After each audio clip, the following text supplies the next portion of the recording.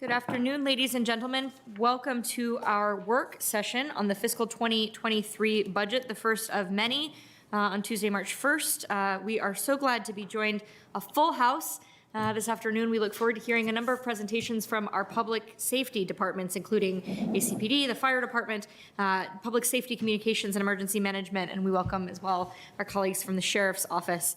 Before we begin, we are very excited to welcome our Chief Equity Officer, Samia Bird, who will be giving us a presentation about how equity shows up in this budget. Being a whole of government approach can sometimes mean that it's everywhere, and if you don't point it out, people may think it's nowhere, and in fact, that couldn't be further from the case. So I'm really pleased to begin by welcoming Ms. Bird. I believe we also have Amber Barnett with us, or maybe virtually, from our Race and Equity Projects Manager. And I will turn things over first to Mr. Schwartz to talk about how that whole of government priority has been infused as he pulled this budget together as well.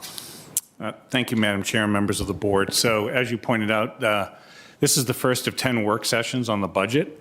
And the budget I proposed on the 12th, the document it runs at 929 pages. And we'll do our best to present the elements of what we are now a $1.5 billion enterprise. So we prepared the budget with a keen eye on following board guidance to emphasize areas of critical importance. Our staff focus on maintaining our financial integrity and efforts in the areas of our social safety net, public safety, housing, and equity.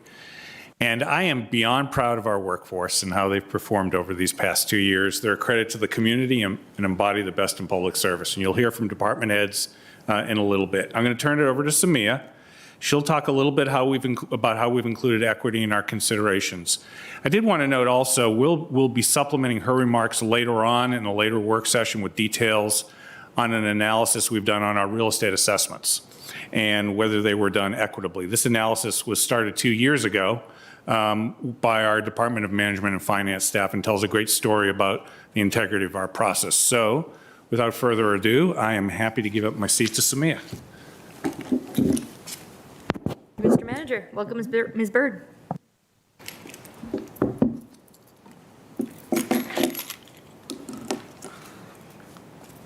Thank you. It's good to be here. It's very different. Even the mics are different now. Been away too long. So I just want to kind of open up in talking a little bit about the approach that we've taken over the past several months. In preparing for the budget process and really going back to August, we spent a lot of time talking about what equity looks like and where and how the equity lens should be considered. What will we say? What can we say about whether our proposed budget is equitable or advances equity? Do we create this separate document or tool for use in applying an equity lens to the budget? Who would use it? Who reviews the proposals? At what level? What were the expectations for staff and what works for our organization? And then our structure and what would the process be? We talked a lot about data, which comes first, data or the process, and where does it come in the process? And we really started with a series of questions. We did come up at first with a separate equity lens specific to the budget, but ultimately what you will see is the application of the race framework throughout the budget. And it's not neatly packaged or in a tidy bow, but what we continue to affirm is that advancing racial equity is an iterative process. And when applying an equity lens to budget, where to apply it, when to apply it, and how to apply it, we will continue to evolve in our thinking, but we are remaining consistent. So the process of budgeting for equity, and specifically racial equity, really cannot and should not be considered in isolation or outside of that scope of our race framework with respect to approach. In the upcoming work sessions around the proposed budget, you will see more focus on equity, racial equity specifically, at varying degrees and levels. Some program specific, others department focused, others in areas of service, centered around capacity building and training, as well as for our workforce. And you will see it as the framework for our goals of normalize, organize, operationalize, and assess. And recall that we always show them in a circle pattern with the equity lens centered. And these all happen independent or interdependent and at the same time. So I participated in pretty much all of the budget conversations for the purposes really of furthering thought on the application of the lens in the budget and to evoke conversation for consideration as to when, where, and how the question should be considered. I asked departments to consider where and how proposals were consistent with our race framework, where and how the equity lens might be applied, and how they would answer the questions if asked. And then if they were applying it to a specific program or project, what they might consider with respect to any indicators to measure or track the progress.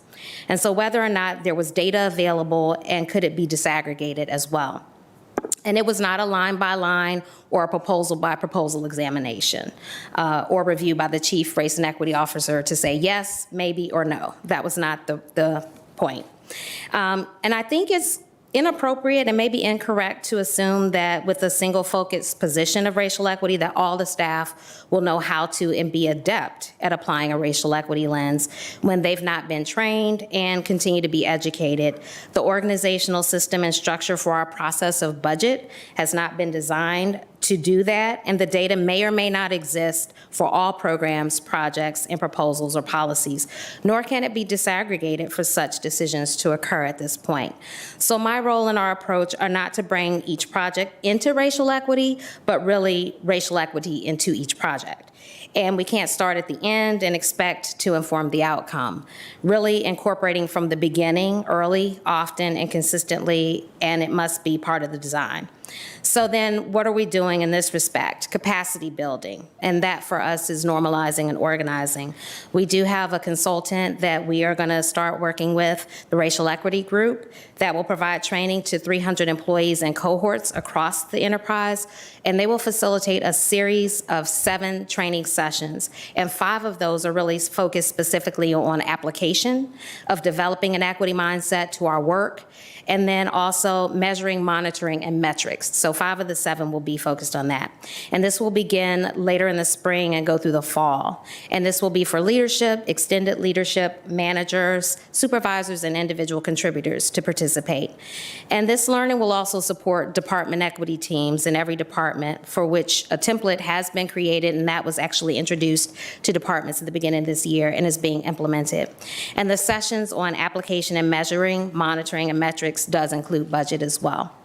The second thing is data. So when we talk about data and operationalizing, our race and ethnicity dashboard really does provide for us a baseline of disparities in 22 different areas. And we're looking over the year to expand that dashboard and working with UVA on our social impact data commons to be able to identify in the following areas data to measure and track outcomes, specifically focusing on health, housing, the economy, natural and built environment, which would include things like transportation, infrastructure, the environment, open space, education, as well as safety and justice. The dashboards that we're developing are really, or furthering, are modeled after other jurisdictions that have taken an approach of doing equity indices, or index, if you will, with indicators in those different areas of outcome. And I want to acknowledge that it is no small feat, and it should not be understated or minimized, the challenge before us with respect to data. Collecting it, disaggregating it, applying it at every level, and establishing that standard, and then training staff to apply it, and while also ensuring that we are normalizing and organizing as well in a way to do the work. And that is consistent, institutionalized, and sustainable long-term. The third thing is an equity lens process guide, and that focuses us on operationalizing and assessing. And we developed a guide, and like I mentioned before, initially we were doing a separate one for budget, but didn't quite seem to make sense within the structure that we were working with. And we developed one that's really just a series of questions that staff walks through to examine a policy, a program, a process, a plan, and use the racial equity lens to answer those 5 questions. And literally, it's just going through a number of iterations of answering a series of questions at every step of a process or a project that you're planning. And so that really helps us to determine the outcome to those questions of who benefits, who's burdened, who's missing, how do we know, and really think about the strategy and how do we respond to that. And that's being piloted this year. And so that was shared with all departments at the beginning of the year as well. So each of these things, when applied, will be what informs our outcomes, and we'll incorporate them into processes such that when we get to the budget, it does not become an exercise of just applying the lens at the end to determine whether our budget proposals and overall is equitable, but it's just built into the core of it. And that's the goal, and that's the approach that we're trying to take here. So as we enter the work sessions and consider the proposed budget, I would approach the equity lens questions from the perspective of whether it will exacerbate racial inequities, have no impact, meaning remain neutral or status quo, or improve racial equity. And when considering racial equity, do we have our overall priorities in alignment with the racial equity framework, the vision, the mission, and the goals? And does this budget advance them overall when we consider those key areas of impact, such as housing, such as health, safety and justice, the economy, education, even civics and government generally, because we are doing some things around engagement and participation as well, and the natural and built environment. Also, are we and have we centered people most disproportionately impacted with respect to service to the community and access? So this is where we are focused at this time, and this is the way it shows up in our budget, and I look forward to further discussion and thoughts. Thank you so much, Ms. Bird. And I see too we're joined virtually by Ms. Barnett. Thank you for your contributions as well. Colleagues, I think we have a little bit of opportunity for some questions or discussion if anybody would like to make comments or ask questions. We'll start with Mr. Dorsey. Thank you, Madam Chair. And I'll just make a brief comment. And Ms. Bird, I think that's just exactly the right approach to take with this. And I really appreciate your leaving us with a few ways in which to view the budget presentations that we're likely to see. You've given me a keener focus on things to look out for, and just broadly speaking, the emphasis on making sure that we expand the level of training and competence within the organization, I think, is absolutely essential. And as we take this approach to truly realize what it means to be integral to the organization, I just think is really important distinction that I want to lift up. In the days in which lots of people like to be able to see how it's all packaged neatly in a way that they can walk away and say, check, it's done. This is truly the hard work of achieving racial equity, and I'm really glad that you're helping our organization move there. Thank you. Thanks. And Mr. Karantonis. Aligning with that, also thanking you. Last year, we used the term, it's an equity budget audit, right? We said something like that, and I find elements of that already there. So I actually like the way of bringing equity into each project. Would you say, and you don't need to answer that immediately, would you say there are places in this budget, because this is a huge budget, right? Many areas, where you see more of a challenge? Doesn't need to be. I'm interested in this answer. When you go through and say, so this impacts more, this has less of an impact, or this reduces. I would like to see in these 10 sessions that we will have, kind of flagging the places where we have to pay attention, because capacity building is great, and I agree completely with that. This is what actually will help us to identify the biggest challenges, and I do believe that it's a good thing to know where we have to be more focused, especially in times like that. Thank you. Ms. Garvey. Yeah. First, apologies for being late. I'm thrilled that you're the first one we're hearing with our first budget work session. I think it's perfect. Also, just agree with what's been said. It's just great. I loved hearing you say, it's not to just do the check off at the end. You got to start from the very beginning. Do you, and you may not, so that's all right, want to talk just a little bit? I'd be interested in hearing what has been, because it's been a year now, I think, or so, your sort of greatest challenge that you're still kind of frustrated with, and what's like the thing that's really gone well and has you feeling good about things? I assume there's both. There is both. And I think they're, in some ways, the different sides of the same thing. So, the challenge of being able to reach a large group of employees, over 3,800 people in different disciplines, different areas with different thoughts and focus, in a way that they are able to receive what we're trying to do and they can think about it in terms of their work. That's a challenge, right? But at the same time, seeing that happen is also an opportunity and something that has been rewarding. So when people have those moments where they connect or they get it, or they're able to incorporate it into their work, and I can see that, I think has been both the challenge and the opportunity. Thank you. Reminds me of being a teacher. Thank you. Mr. DeFranti. Thank you. Thanks for all the pieces, the racial equity group and the 300 people. That sounds great. Equity lens process. I appreciate your caution that data is not, we have a challenge there. I think it's more of a comment or a question for the end of the process. Last year, I felt like we were still in the throes of COVID. Economically, we're still recovering, but I wonder if towards the end of our budget process, we might be able to find, if there's a way to brainstorm and find the narrative, the two, three things, and not saying that has to be tangible in everything, but describing process too generally. I find that when I do that to neighbors, they say, "What are you talking about?" And so towards the end of the budget, if there's a few things that might come together that might point to how we're moving towards equity, that's really a question for both you and the manager, as well as us.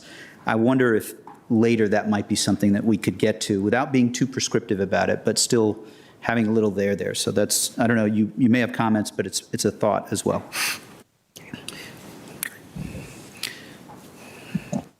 Thanks so much. And for my part, I really appreciate your sharing with us and the opportunity to clarify that this does not mean that every line item in this budget has the imprimatur of the equity office. I think for the 5 of us, it's overwhelming enough to try to get to every line item in this budget. So really respect and appreciate that. I was intrigued too by your point about kind of the next generation of data gathering. And I think sometimes about one of my ongoing comments about our budget for a number of years has been sometimes we confuse performance measures with inputs. Mm-hmm. So a lot of times as we review, what is ostensibly a performance measure, it's really just an input or even maybe an output of the work. And I know that some of our departments, and really commend in particular DHS, have worked really hard to make those performance measures true performance measures. There is still just such a chasm between how we measure the work of our individual divisions and departments, and then those true outcomes that are so reflected in that dashboard, right? So just the challenge of saying, we know there are huge earning disparities between Black Arlingtonians and white Arlingtonians. And so how do we, create the logic model, right, that evaluates the work of our departments against that ultimate point of data? And so that is such a challenge. I can't even imagine how we begin to think about it. But do you have any, is there reason for optimism that this kind of next level of the data journey you were talking about in partnership with UVA might kind of get us closer and bridge the gap between, what our departments are measuring their work as and those really big picture but very important outcomes that we're trying to address and change? I think so. There is optimism because the way that we're looking at it and the way that we've seen a number of racial and equity index being set up is that, you're looking at these broader categories, but within that, you're trying to look at the data points. So for instance, number of people employed based on race, and trying to disaggregate it that way, that will help people to look at, okay, in the work that I'm doing in this space, whether it's housing, whether it's economic development, or whatever the case may be, if we have these more specific data points that we're looking toward and we see a disparity there, then what are we doing from a program's perspective or a policy perspective to try to close that disparity gap? And then in that way, I think in some respects, it makes it more tangible to people who are working in those disciplines or in those areas to connect it back to the bigger picture outcome goal. Mm-hmm. So, to me, it's that connection between how do you see the work that you do in the racial equity space and connect it back so it's tangible. And that's also something that over the coming year I've been looking to work toward. So not just being isolated here, not only building capacity, working on training and educating, but how do we, again, bring this to the work and make it tangible to people in the day-to-day spaces in which they operate. Yeah. That's a great point. And in doing so, maybe make it tangible for those members of our community who want to know that closing those gaps is a driving force, not only philosophically, but literally in the tangible day-to-day work. So that's great. Thank you. And one other thought, too, to share with regard to the kind of next-gen data that we might be gathering. Been in conversations recently with our NAACP as well as with our public health director. They had raised some questions about wherefore the implementation of Destination 2027. And it's been interesting because in some ways, Destination 2027 and those recommendations changed the entire trajectory of government, right? And so being able to point back to say, well, these are the specific recommendations. But one of the ones that I thought was interesting was, is there some way we, as a direct result of the recommendations of 2027, we now have that data dashboard and are measuring it. And is there some way to specifically tag, those indicators that maybe really tell us something unique about the social determinants of health in particular? So I can imagine, in the future, maybe sort of a social determinants of health overlay, right, that goes on that data, so you can really specifically see, and as you were talking about things like the built environment and those types of things, so important for those determinants. So I'm excited about what might be next with the data as well. We actually just had a conversation before this one about that, so yes. Okay, so watch this space. All right, unless there are any other questions, we will carry forth with our public safety. Ms. Bird, thank you so much. And Ms. Barnett as well. It's really great to be able to kick off the conversation in this way. And we will try to do, I think, what you've been urging everyone throughout the enterprise to do, which is ask ourselves those questions as we reflect on the budget too. So thank you. Thank you. All right. Well, welcome back. Perhaps, Mr. Manager, I believe, are we beginning with fire or our police department today?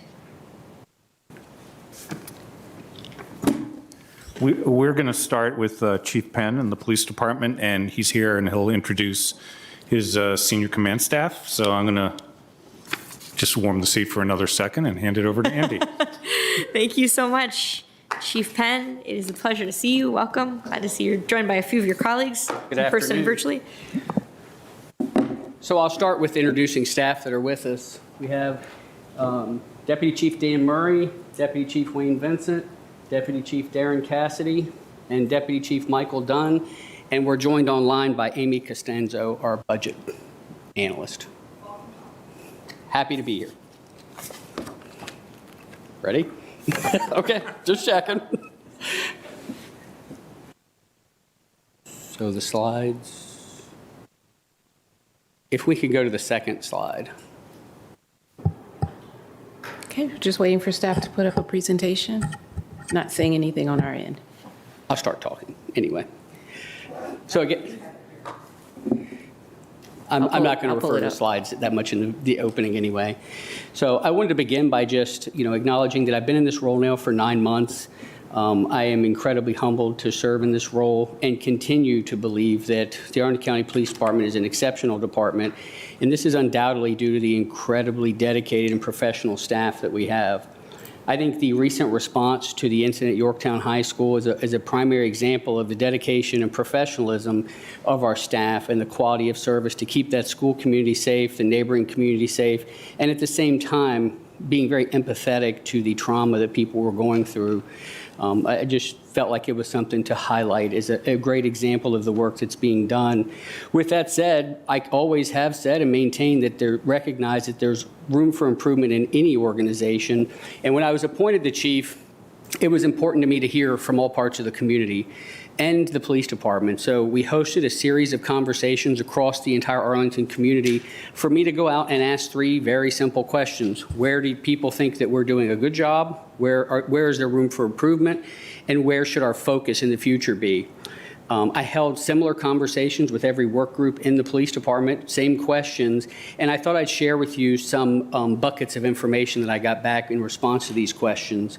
So in areas where people felt the police department's doing a really good job, some of the things that were mentioned repeatedly included our community engagement, the excellent work product of staff. We have a well-trained and professional police department and a very fast response times to incidents of crime. Some of the areas that were noted for improvement or continuing work included increased communication and community engagement opportunities, more focus on crime and traffic-related issues, increased patrols in neighborhoods, parks, and commercial areas. The future focus included much conversation around staffing, pay and compensation, career opportunities, career pathing, addressing changes in the crime trends, removing police from mental health issues and other types of calls for service that do not require a police officer response or presence, and continuing to build relationships with all parts of the Arlington community. Several years ago, the agency adopted 3 key initiatives that drive all of our work. And last year, we added a 4th key initiative of employee wellness and safety. These initiatives guide all of our efforts, and we're incorporating the information learned from the feedback to make sure we continue to focus on the areas we're doing well, but to grow in areas where we can do more and do things differently. So all of our work is encompassed in 4 key initiatives, and every member of the agency is expected to participate and contribute in a positive manner towards these 4 key initiatives. So I'll go through each briefly with you. The first key initiative is crime control and prevention. This includes our active patrols, all of our investigative efforts, crime prevention strategies, education strategies to reduce crime. I'll mention later in the presentation, Arlington certainly remains a safe place to live, but we are seeing increases in certain crimes against people. And with our reduced staffing numbers, it's critical that we focus our efforts to be most efficient with our staff, smart deployment of resources, continue to ensure preparedness and ability to respond to any incidents that come our way, while focusing and concentrating our efforts around the more serious criminal incidents and crime trends that occur. The next key initiative is transportation safety. This is our committed intentional work to ensure all users of our roadways are able to coexist in the safest manner possible. We approach this through 2 different means, education and enforcement, while consistently working with other county agencies and stakeholders to address problems as they arise. Some of the highlights for 2022 in this initiative include we're in the process now of hiring the traffic safety specialist. We are and will remain actively involved in the Vision Zero program, and we're in the process of expanding our photo red light program and working to implement a photo speed program in school and construction zones, which will be implemented hopefully by very early 2023. The next key initiative is in community engagement. Arlington has been committed to a community policing philosophy since the late 90s. And last year, when we created the division that is specifically community engagement, that's recommitting to engaging at all levels. I think we've done a good job of interacting with different community meetings, different organized groups, but we want to go beyond that and get to people where they are, so we are actually engaged with every part of this community. This division is divided up into 3 sections: community outreach, business outreach, and youth outreach. I'm going to touch a bit on youth because this was very intentional on our part when we were no longer going to be in Arlington Public Schools with our SRO program. It was very important to us to maintain our relationship with the young folks in Arlington. And some of the things that group will be doing this year is we're hosting our first ever Teen Police Academy, partnering with other county agencies, businesses, and nonprofits to hold events that are centered around coaching and mentoring opportunities, and continue to offer a host of educational opportunities for young people throughout the county. One final point in the community engagement conversation is, as a direct result of the feedback during the conversation with the chief of events, we established and appointed our first ever Latino liaison officer to continue having robust conversations with the community to make sure that we have an open dialogue, and the feedback I've received from that thus far has been very positive. The final key initiative centers around employee wellness. The last 2 years have been hard, incredibly hard for everyone, and it's very important to us that we are doing all that we can to support and take care of our staff, that we are asking to maintain safety across our community. As I mentioned, in 2021, we made wellness one of the agency's key initiative, and effective Sunday, two days ago, we have our first ever wellness and safety section within the police department. Next slide, please. So I've spoken before and several times about the importance of maintaining and operating within best practices. I wholeheartedly believe that, but I think it's also important to operate within the values and expectations of the community that we serve. I just wanted to touch on, sort of as a wrap-up of some of the work that's been done in that area. All of this is on our website and the county's website, but just to mention that the Police Practices Group provided recommendations a little over a year ago, and we've continued to work hard at implementing many different facets of that. I mean, it's a multi-year plan, but much work has been done and much has been accomplished in that in that work. And several months ago, we actually received the final report from Hilliard Hines that looked at our policies and procedures. And I've read that document several times. And to me, it reaffirms the quality and level of service provided by the police department. There's certainly recommendations for improvement, and we have taken action on many of those. There's been many policy changes and other actions, but I felt like it's reaffirming, and it's good to have the outside look and to provide the information to us. One of the highlights that I want to point out is, as a result of these conversations, we adopted an entirely additional internal training posture. Post 9/11, much training was focused on the tactical response to things, and we now have another non-tactical part of our internal training that focuses on other equally important skills, such as decision-making, situational awareness, cultural awareness, implicit bias. This is quarterly training that we're now in the third iteration of. The final point for this slide is a focus on transparency. I've said to you before, and I believe that there is still more for us to do here. I think we do a pretty good job with it, but I think we need to continue to find ways to push information, to make information readily available. We've started a monthly newsletter, but our goal is to get to a place where community members can go onto our website, search whatever information they want about what's happening in their area or a particular neighborhood, and get that aggregate data. We've had some presentations from vendors. We're still working to find the right fit, but that's going to be a work this year. One final note for this slide: another priority for us is to continue to actively work with our partner agencies throughout the region to promote public safety across the entirety of the region. The photo on the slide shows our civil disturbance team following their defending of the United States Capitol on January 6, 2021. I felt it was important to note that as we speak here today, that same team is currently deployed at the United States Capitol again in support of tonight's State of the Union address that's going to occur later. Next slide. This slide, I'm really just going to touch on the revenue change, the decrease in revenue, to explain what that is. The primary driver for the decreases in the revenue is due to lower than expected photo red light fine revenue, reduced taxi cab license fees and secondhand license fees, and a technical adjustment for alarm system registrations. Next slide, please. This covers the changes that have been proposed in the manager's budget. I'll go through this pretty quickly. I mentioned the photo speed camera program. We hope to have that implemented by early 2023. The public safety wellness positions, and I'll talk more about this later, but in Arlington, we approached the wellness initiative across all 4 public safety agencies. And those 2 positions will not only support the police, but all the other public safety agencies as well. And I think that's going to be an incredibly important part of our work to move our wellness initiatives forward. The deputy chief position is the official funding for the position that was created in FY22.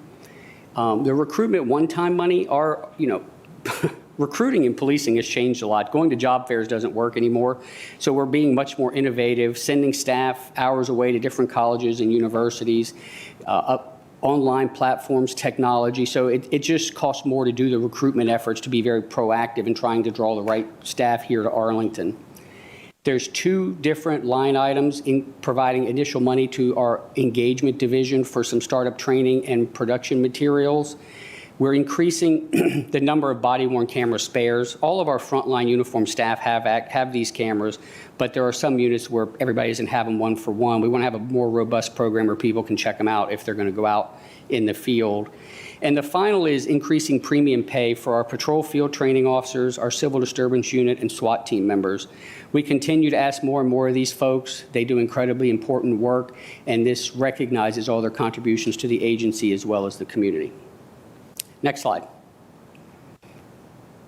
I'm not really going to spend much time on this slide. This covers the challenges that we're going to talk about in the upcoming slide. So if we can move on to the next one. This slide focuses primarily on retention. We've had this conversation before, but I wanted to summarize the last 3 years for you. We're currently authorized 376 police officer positions, and as of today, we have 334 on board, which leaves 42 open positions. If you look at the chart on the right, this is an analysis of our functional staffing levels over the last 3 years.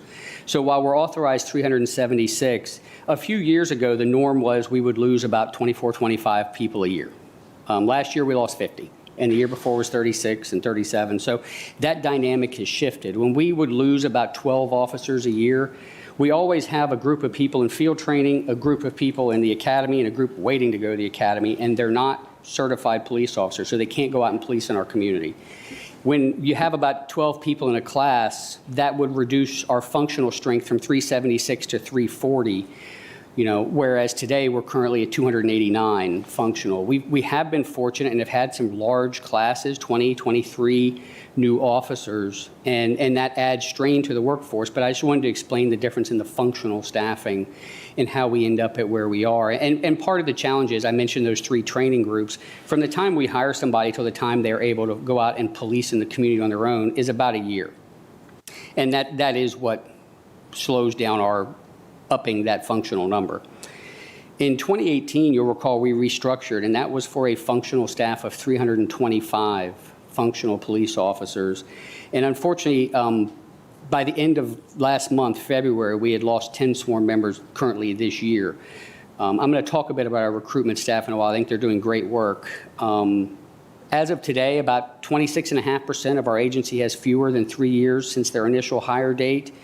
And we looked hard at 2021, and of the 50 officers we lost, that's 676 years of experience. And that is another area that really requires us to be intentional in our training and development of staff as we navigate through this challenging period and create opportunities within the police department for staff to develop and experience new things and new skills. So overall, over the last 3 years, we've lost 123 officers and been able to hire 107, which still leaves us at that 42 open position number. Next slide, please. This just covers the departures in the last 3 years. We were able to look back at calendar year 2021 and just to see where our staff are going. I mean, all police departments are experiencing staffing and retention issues across the U.S. now. So we wanted to see where and how we were losing people. And sorry, just had a thought. Something that's unique is 41% of the people that left last year left for non-law enforcement positions. 7% left for a public safety position that's non-law enforcement. 15% returned to school. 18.5% to other law enforcement agencies, and 18.5% didn't complete our training. That's a shift in what we're used to, and it's something we have to be very intentional in our recruitment and retention strategies. I apologize. Can we go back one slide? I missed something. The one chart on the left I wanted to explain briefly, that's the 3-year capture of the tenure of people who have left. You can see the green and blue for each year. The green is under 5 years, the blue are retirement eligible. 2021 was different for us. If you look in the middle, the 5 to 25 years, we're beginning to lose people with much more tenure and experience, which will certainly have impacts on our operations. And, it's something we have to be very intentional about our training and development programs. Sorry, I missed that when I went through that. If we can go 2 slides ahead.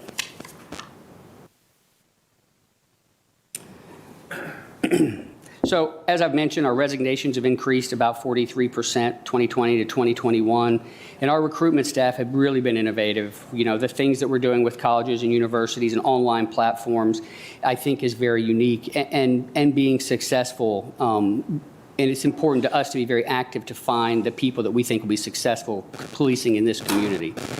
Our team has done a really good job of increasing the diversity of our hires.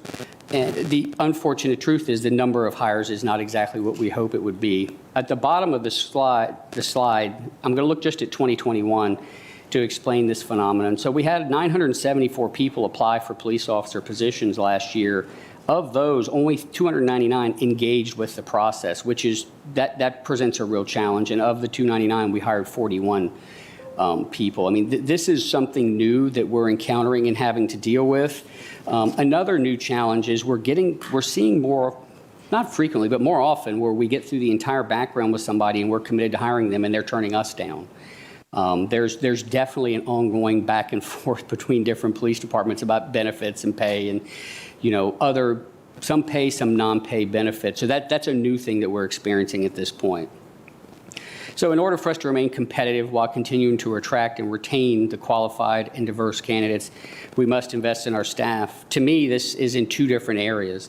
The first and the obvious is pay and compensation, and this comes down to 3 different areas of thought for me. The first is retention, being intentional about, pay and compensation to retain the staff that we have, and then looking beyond that to the decompression of our pay scale. I have certainly 78 people that all make entry-level pay, and they've been hired anywhere from 3 years to about 3 months. And that really puts a stifle on the ability to do anything with the starting pay because we have so many people clumped in different pieces. The chart on the right highlights the current pay of area police departments and shows where we currently sit. The other part of the overall thought process for me is in some non-monetary incentives. We're working hard to develop a meaningful and robust non-supervisory career path for our staff within the police department, and other things such as considering expanding the take-home vehicle program and finding new and innovative ways to recognize employees' work. So in the end, the focus is just on being proactive to take steps to maintain our current staff while developing strategies to attract qualified candidates that we want in this community. Next slide, please. This is our look at the work-life balance. So despite our recruitment and retention challenges, we are very fortunate to have an incredibly dedicated staff of officers who continue to provide high-quality service and have really gone above and beyond and worked a lot, taken on a lot more work to help us get through this time period. It goes without saying that this additional workload has created stress and occupational fatigue during an already difficult time. We took a look at all of our overtime for 2021, and if we average out our functional staff, this came down to about each functional employee working 7 weeks of overtime to help us get through the challenges in 2021. The chart on the slide, that is solely our backfill numbers. So that's the number of hours we had to have people come back and work just to meet minimum staffing in our patrol section, which is, obviously significantly increased in 2021 compared to 2020. So we've spent a significant amount of time reviewing our current workload demands and deployment strategies to ensure we're being very intentional about how we prioritize our work and deploy resources. Our goal is to find a sustainable balance while prioritizing our work around the more serious crimes and concerns throughout the county. I anticipate coming back and sharing more information in the near future about some of the changes that we anticipate needing to make to find that balance and prioritize our work. Next slide, please. This is our snapshot as crime as we stand today. Our numbers don't finalize for a few more weeks, but overall, when you look at this, you'll see that crime is going to go up in Arlington about 1% last year. The things of note are looking at crimes against persons. That's increased 22.8%, but I do think it's important to tie numbers to that and not percentages. So that amounts to 300 additional offenses during 2021 in the crimes against persons category. The primary driver for the increases center around aggravated assaults, which were up by 51. And one note in that category is we're seeing an increase in cases involving firearms, which is obviously of concern. The other larger increase in that category are simple assault cases, which were up by 231 and primarily occurring in the nightlife areas and metro corridors. We did look at domestic-related assaults, which are remaining relatively unchanged at about 30% of all assaults. And of note in that category is robbery offenses were also up by 38 in calendar year 2021. Crimes against property, the primary drivers for the increase in this category centers around destruction of property and fraud-related incidents. Burglary cases were also up by 48 during 2021. Some good news, in 2020, we had significant increases in vehicle-related thefts and thefts of parts. We did see decreases in that this year, which is positive. And moving to crime, I want to explain crimes against society. That's down 33.8%. I believe the primary driver for that reduction is the legalization of marijuana. That would fall under that category, as all drug offenses fall under that category. And that certainly offsets where we end up with the total crime rate at the end of the year. The last point are weapons law violations, which are slightly up, but the concern here is the number of weapon offenses involving firearms has continued to increase significantly over the past 5 years, and that is a primary focus area and an area of concern. So while certain categories are up, overall, Arlington remains a safe place to live, and our crime rate, you can see on the chart on the left, remains within the consistent 5-year trend period. So despite our staffing challenges, we are trying to be very intentional with our staffing and prioritizing our efforts towards the more serious crimes as we move through 2022 and the years to come. Next slide, please. Another area of significant concern is the number of opioid-related deaths and incidents. So as you can see, in 2017, the number of overdose cases was 157, and we're back to that high this year in 2021 with 156. Of particular concern is looking at the number of fatalities. This is the highest year that since we've been tracking. We had 28 people die from fatal opioid overdoses this year, which is a significant increase, and tragically, we've already had 5 in 2022. In 2017, the police department actively partnered with DHS through the Arlington Addiction Recovery Initiative, where we follow up on every overdose to provide DHS circumstances and contact information for everyone who overdoses, so there can be outreach of hopes of getting that person into treatment. Following up intentionally on the overdose deaths remains a top priority for our detectives in the organized crime section, and they work diligently to find the dealers who are selling this to people that is taking people's lives. And throughout 2021, we were successful in identifying and arresting about a third of the people who sold the drugs in those fatal overdose cases.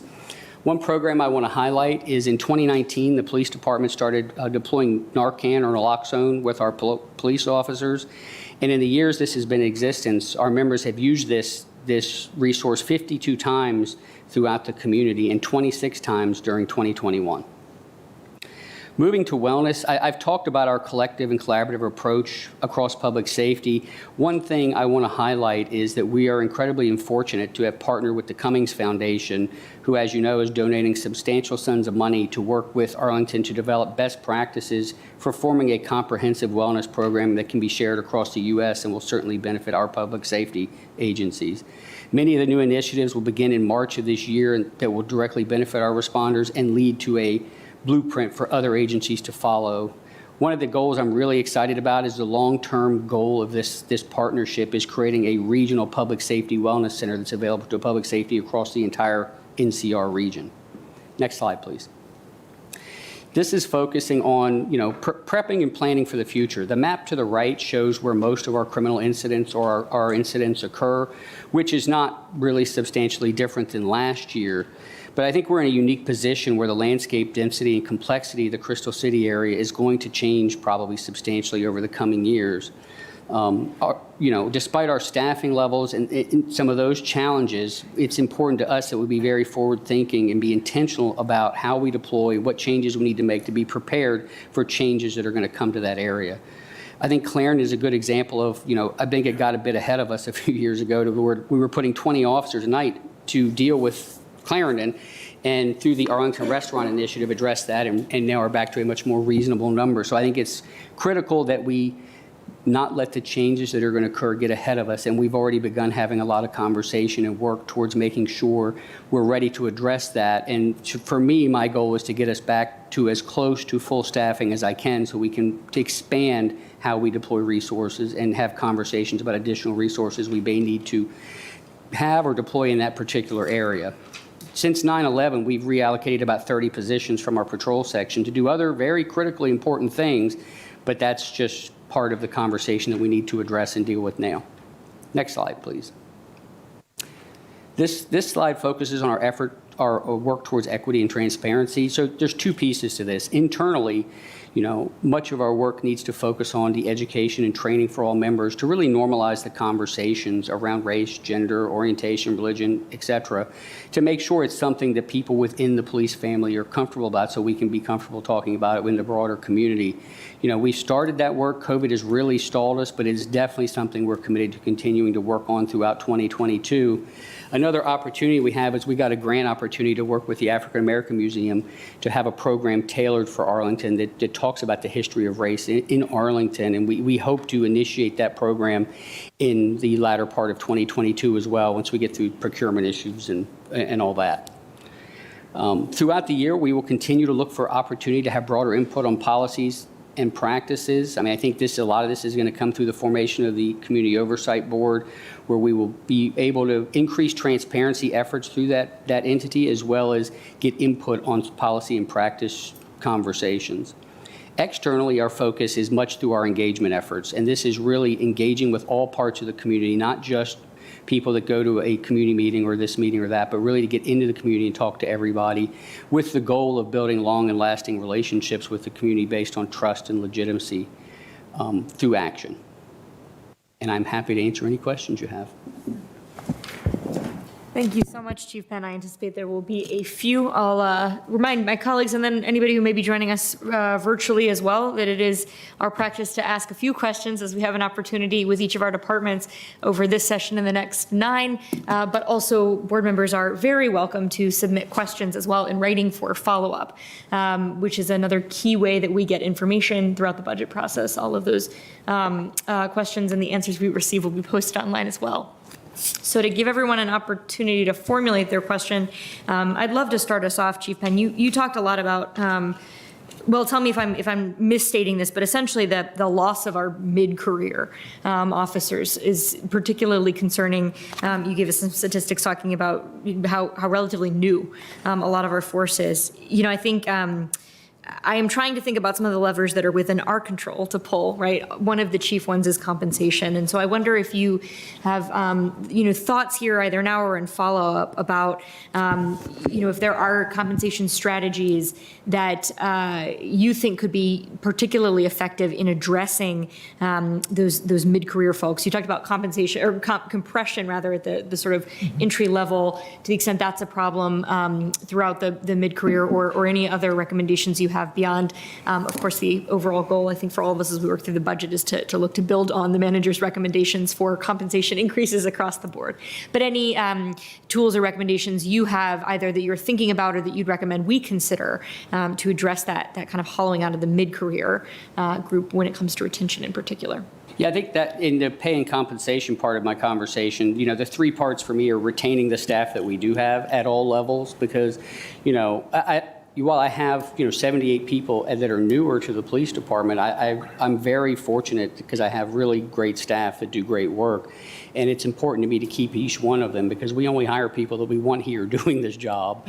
So the retention piece is key, and I think that does primarily come through the overall pay and compensation. I think continuing to look for ways like the value-added pay for the patrol FTOs and CDU, I think we can continue to explore more in that area.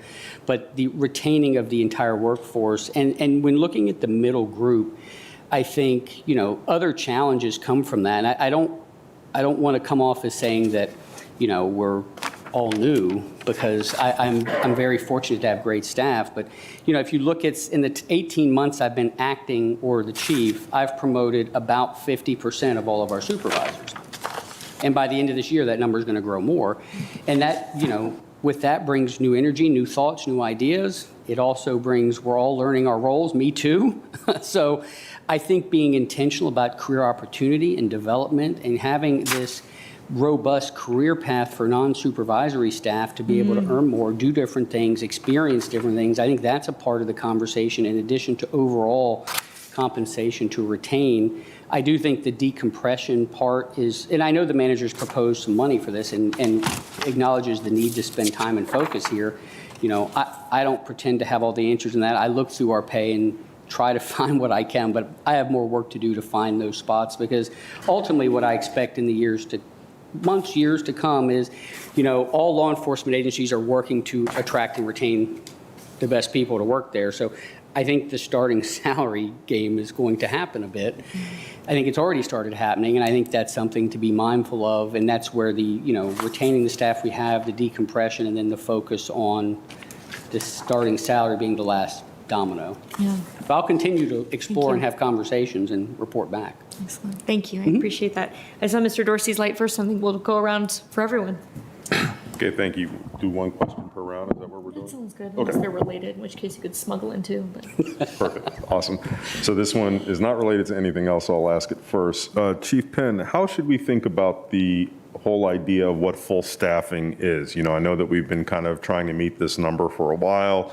You have some metrics in the budget documents, such as the officer to resident ratio. Is there an ideal officer to resident ratio for our type of community that we are targeting? Just give us a little bit more about how you assess when we will be fully staffed or what is required to be fully staffed.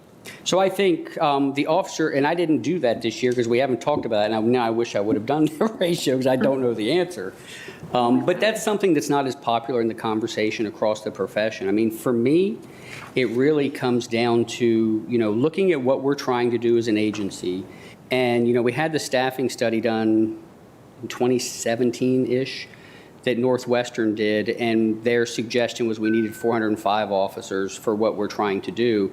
The goal for me is what are we trying to accomplish, and what do we need to accomplish that? I mean, our minimum staffing numbers haven't changed in many years, and there's no magic formula in law enforcement for what's the minimum staffing number, and that makes it challenging.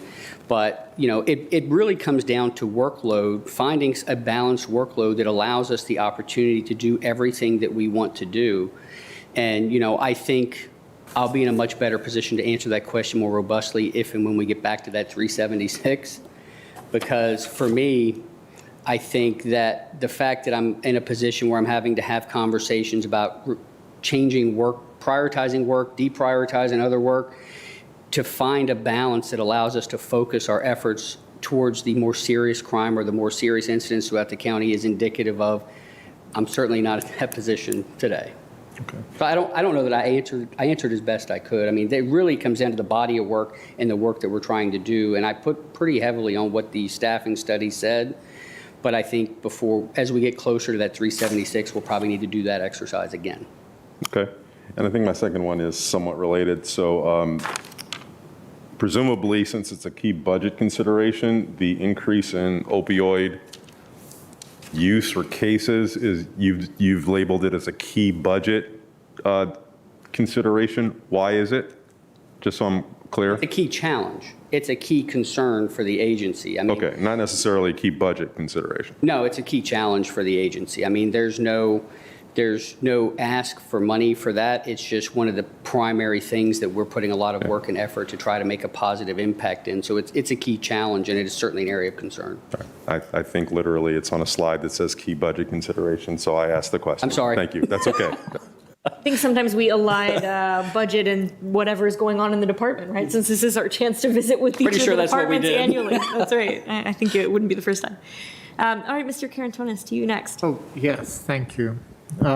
Thank you, Chief, for the presentation and for all the work I know that you have been doing, you and your colleagues have been doing, also in the community.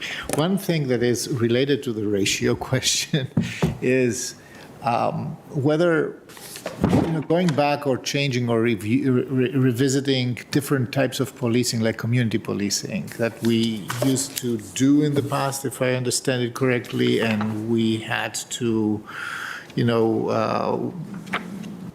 do it less as we went. And there seems to be a new focus on community engagement. So is there a thinking that can help us to be more effective, to use these hours, the available, short-staffed department right now, to have the positive impact? Because you have warned us of increasing crime numbers, including the opioids. I guess this has to do with fentanyl, right, and things like that, which is a faster killer, to put it this way.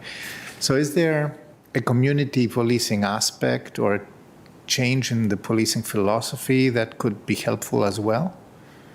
I think the community policing philosophy in and of itself is key and critical. I mean, when we say it's a community engagement division, it is engagement, and it includes community policing. And while that division is not nearly as robust as I would like it to be, it all ties back to me to the 4 key initiatives, because even if I'm not in the engagement division, my job is still to be engaging with the community and participating in those efforts. And addressing issues before they become problems is always a key to success. And I think that's a lot of the work that happens through that. I mean, in my 3 decades of policing, I've never seen a time where I think it's more important to be engaged with the community, to have open conversations and exchange of information and work collectively on the challenges and concerns, because I think that's how you build the trust and the support for one another. So I'm incredibly committed to the concept of it, and that's why it is broader than just the group that are in that division, because that division is not very large, if I'm being honest. But, across the entire department, everybody participates in their way, and it's finding the new and innovative ways to address things before they become problems that require, arrest or criminal justice system, or are there ways, disputes that we can help make go away before it becomes a problem. So I think the concept of engagement is really community policing through engagement for me. Okay. I will try to research that as good as I can and be in dialogue, because I want to see how the budget process can help one way or the other. On the issue of compensation, we didn't talk too much about, but I heard a lot about non-monetary compensation. So part of it's not only how much money we, what the salaries is and what the scale is and how we get to the compression of our payroll, etc. But there's also the other things that we offer to new recruits and to our personnel right now. What is the thinking for this year? So are there ways to compensate beyond just considering monetary compensation? Sure. So the things that I mentioned that I have a group currently that's working on building out and defining a career pathing model that may have the ability to tie to some financial money as they move through different aspects, but building a system that allows people to move differently. I mean, our current structure, if you want to go up in rank, you have to take the corporal's test, which means you have to be a crime scene agent.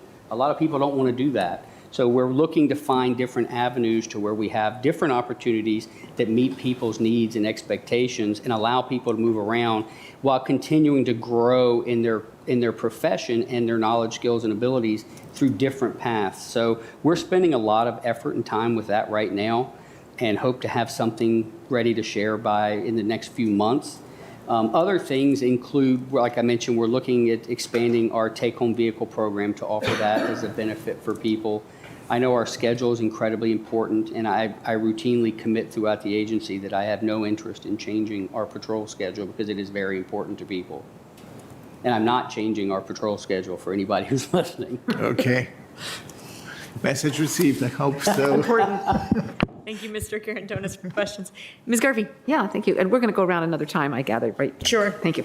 So just staying on this same subject, which is kind of one of the big ones, is, I think retention.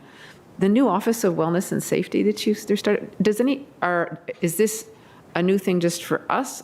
Does everybody else do it? I'm assuming if that office functions well, it could help a lot with retention and helping people with the job. I hope so. I mean, part of, I'm very committed to the wellness concept because it's important to me to make sure we're providing resources. And I want an environment where if somebody's having a hard time in life, because we all do, I want them to be comfortable to come forward to their sergeant, their lieutenant, or me, or whomever, and be like, it's not a good day. I'm not going to go do this today. That's what the goal is. And having a structure where we have robust support for people, different things for people to turn to, depending on whatever's going in their life, I think is critically important. I mean, other places have this. We have not had it. Captain Giroux is actually the commander of this section, and he's going to lead this effort with Sergeant Anderson. It's something I hope to see grow in the future, but I think it's important because we've made so much progress over the last few years of having a lot more resources and partnerships for people.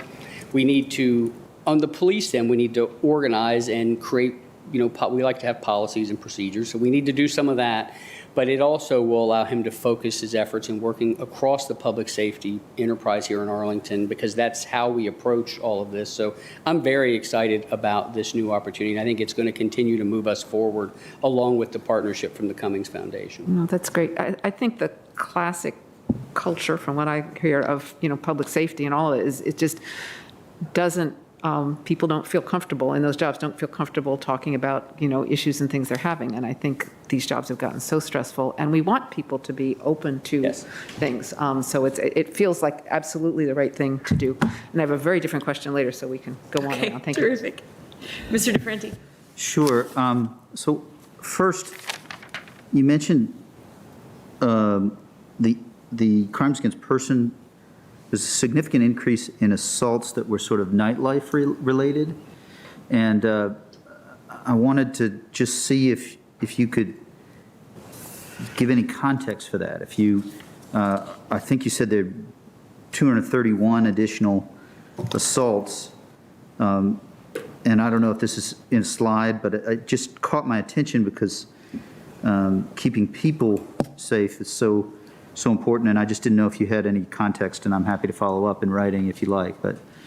I don't have any more specifically. The primary driver is the simple assaults, but it's, a lot of these are occurring in nightlife areas and metro corridors, so it's a broader area. I know about 588 of the 1,140 total have already been closed. But as far as if you're looking for like specific neighborhoods, simple assault, this is assault and battery. It's a push, it's a punch, it's not, no significant injury and no like weapons involved. So it's normally the pushes, the punches, the shoves, things like that. But I can certainly get more about where these are exactly occurring and time of day, time of week pattern analysis if you'd like. Sure, it's really helpful to know that simple assaults are not the aggravated pieces, and I wonder if that's everyone's got shorter tempers in COVID or just context, but I'll follow up with a question in writing. Yeah, all of our numbers, COVID's wreaked havoc on our crime analyst, trying to figure out what the norm is now. Yeah, okay. I'll have one more question later, but pass Mike. Okay, great. We'll keep going then, Mr. Dorsey, for the next round. Thank you, Madam Chair. Chief Penn, on page 338 of our budget documents, if you have that for reference, just trying to make sense of the constituent service call numbers, which are, down pretty substantially from FY 2019. And on the surface, that seems like a good thing, but I want to verify whether or not that is in fact a good thing. And is that reflective of anything that you've done, or is that a question better posed when we get DPSCM on board who handles the dispatch? So constituent, let me get my bearing real quick. Sure. So it's the call for service? Constituent calls for service, so things that are dispatched but don't result in an arrest or a report. Top line. Okay, I'm still not finding it somehow. It's the Very top top line, first of the performance top critical measure. It's just really small. We can zoom in for. Yeah, or maybe the paper copy would be easier. Oh, and I think I have it now. it's 338. Yeah. Page 338. I'm not sure which one. Yeah, I that mean, is. the calls for service, one of the things that, and I can get back to you exactly what this is, but I'm going to shoot from the hip a little bit here. Okay. We have continued to increase the amount of reports that are being taken online to the point where we've added a second person to really to help that. So if it's not a dispatch call for service, and we've been much more proactive in, a late report, if there's a late fraud report or a late somebody broke my flower pot report, we're having, a lot more people file those online instead of having officers come to their house. I mean, that's definitely going to account for a part of that. But overall, the trending has been down. I mean, it's down again definitely in 21, but I think that would be a part of it. But I think COVID also plays a part of this too, and I don't know that I can give a great answer other than I can have them break down the types of calls for service and get back to you on that if that would be helpful. Sure. I do think the more online is going to be a part of that conversation. Okay. Well, I'll look forward to your follow-up on that. You can move on. Thanks. The number of arrests also declined slightly. Arrest as well? Okay.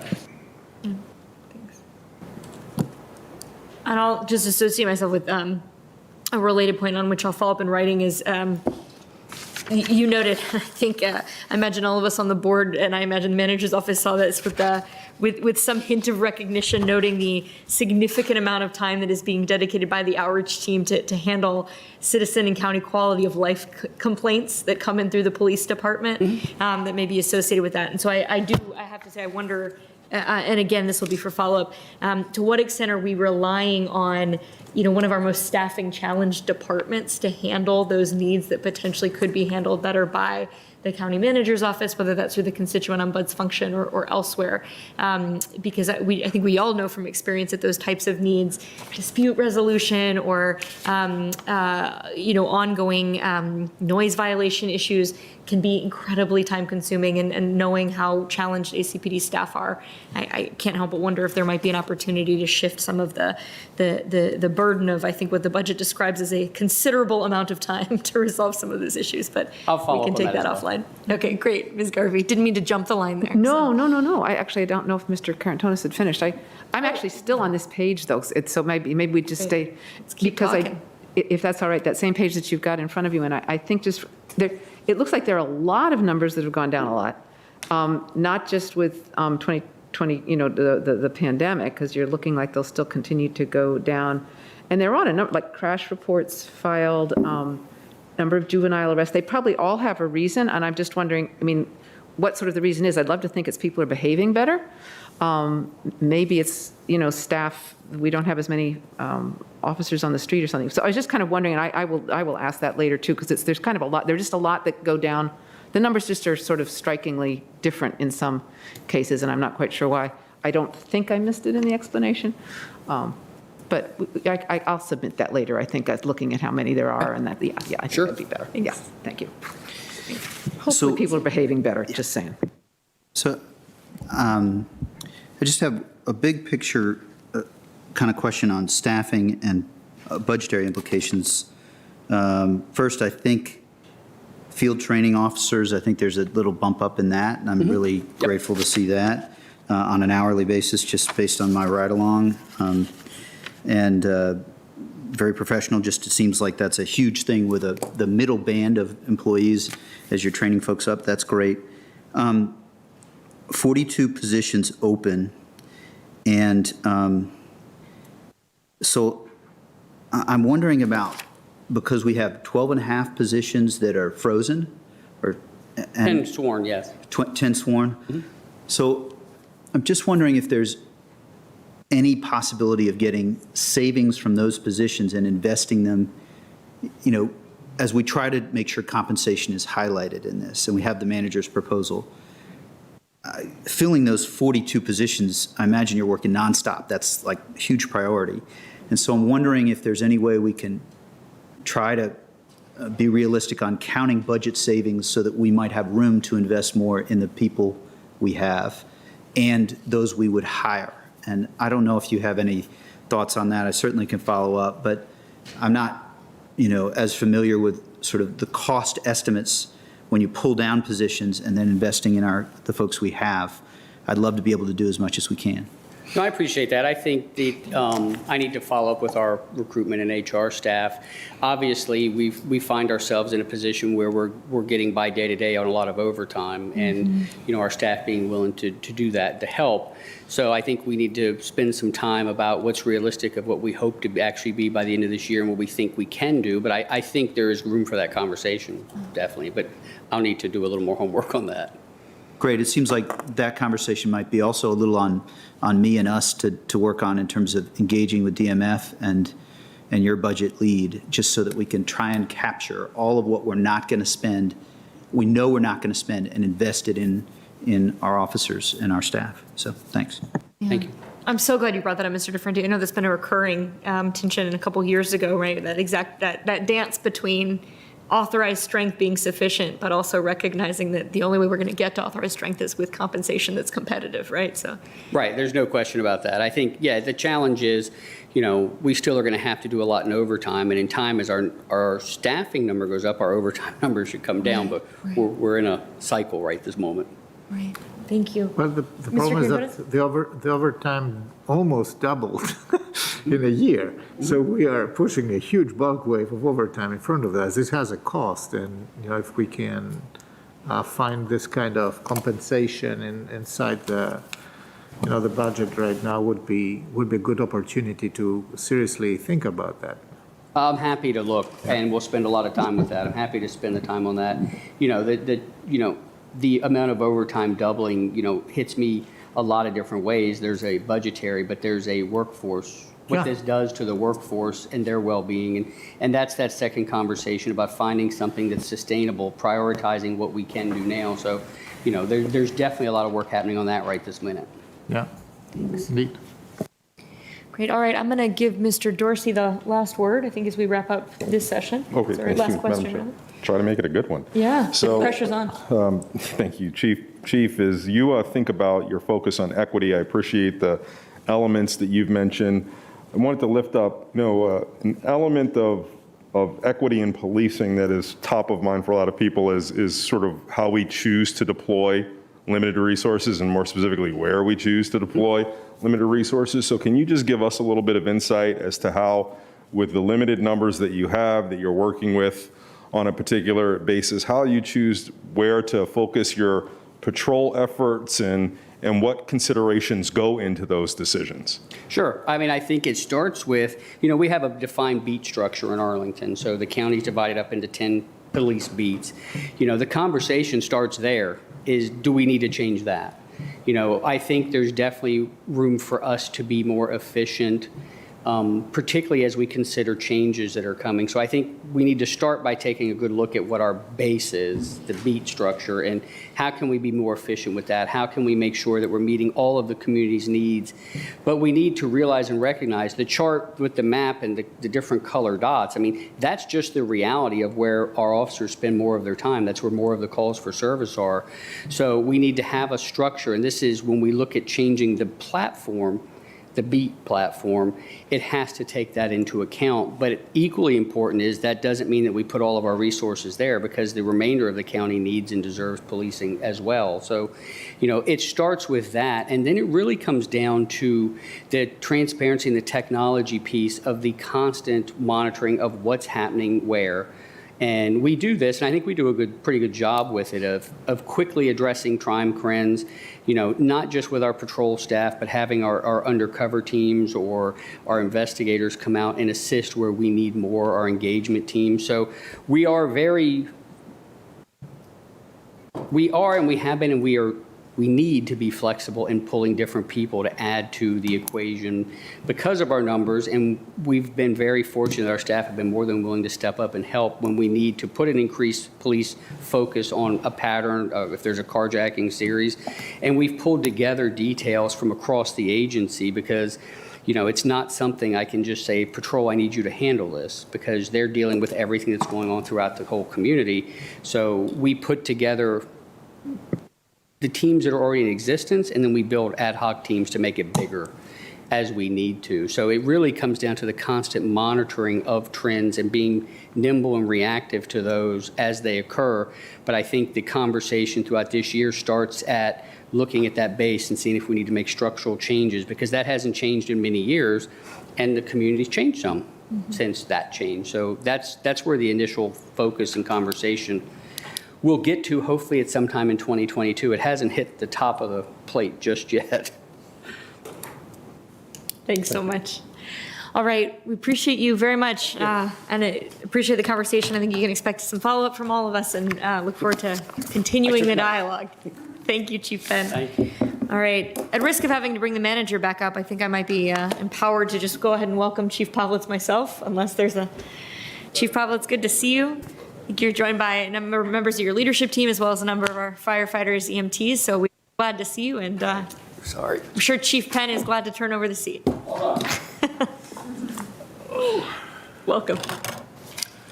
Thank you, Madam Chair, members of the board. Well, the slide presentation is coming up. I would like to take this opportunity to thank all for the resourcing over the past several years. We have some world-class facilities, and that was a bright spot in 2021 with opening Station 10 in Roslyn. Same thing with our fleet, it's top-notch. But our most important investment is always our people, our personnel, our human capital. And we have many here in the room, as you see some of our best firefighter, medics, and rescue technicians to my left, and also some of our senior staff. We have Assistant Chief Joe Rochetter. This is probably his last mandatory board briefing for a budget. We also have Deputy Chiefs Tiffany Wesley, Mike Gowan, and John Snyder in the room, and also Dr. Smith, I believe, is in the back. And we have our budget analyst, Casey Bailey, and also our PIO, Captain Nate Heiner. So next slide, please.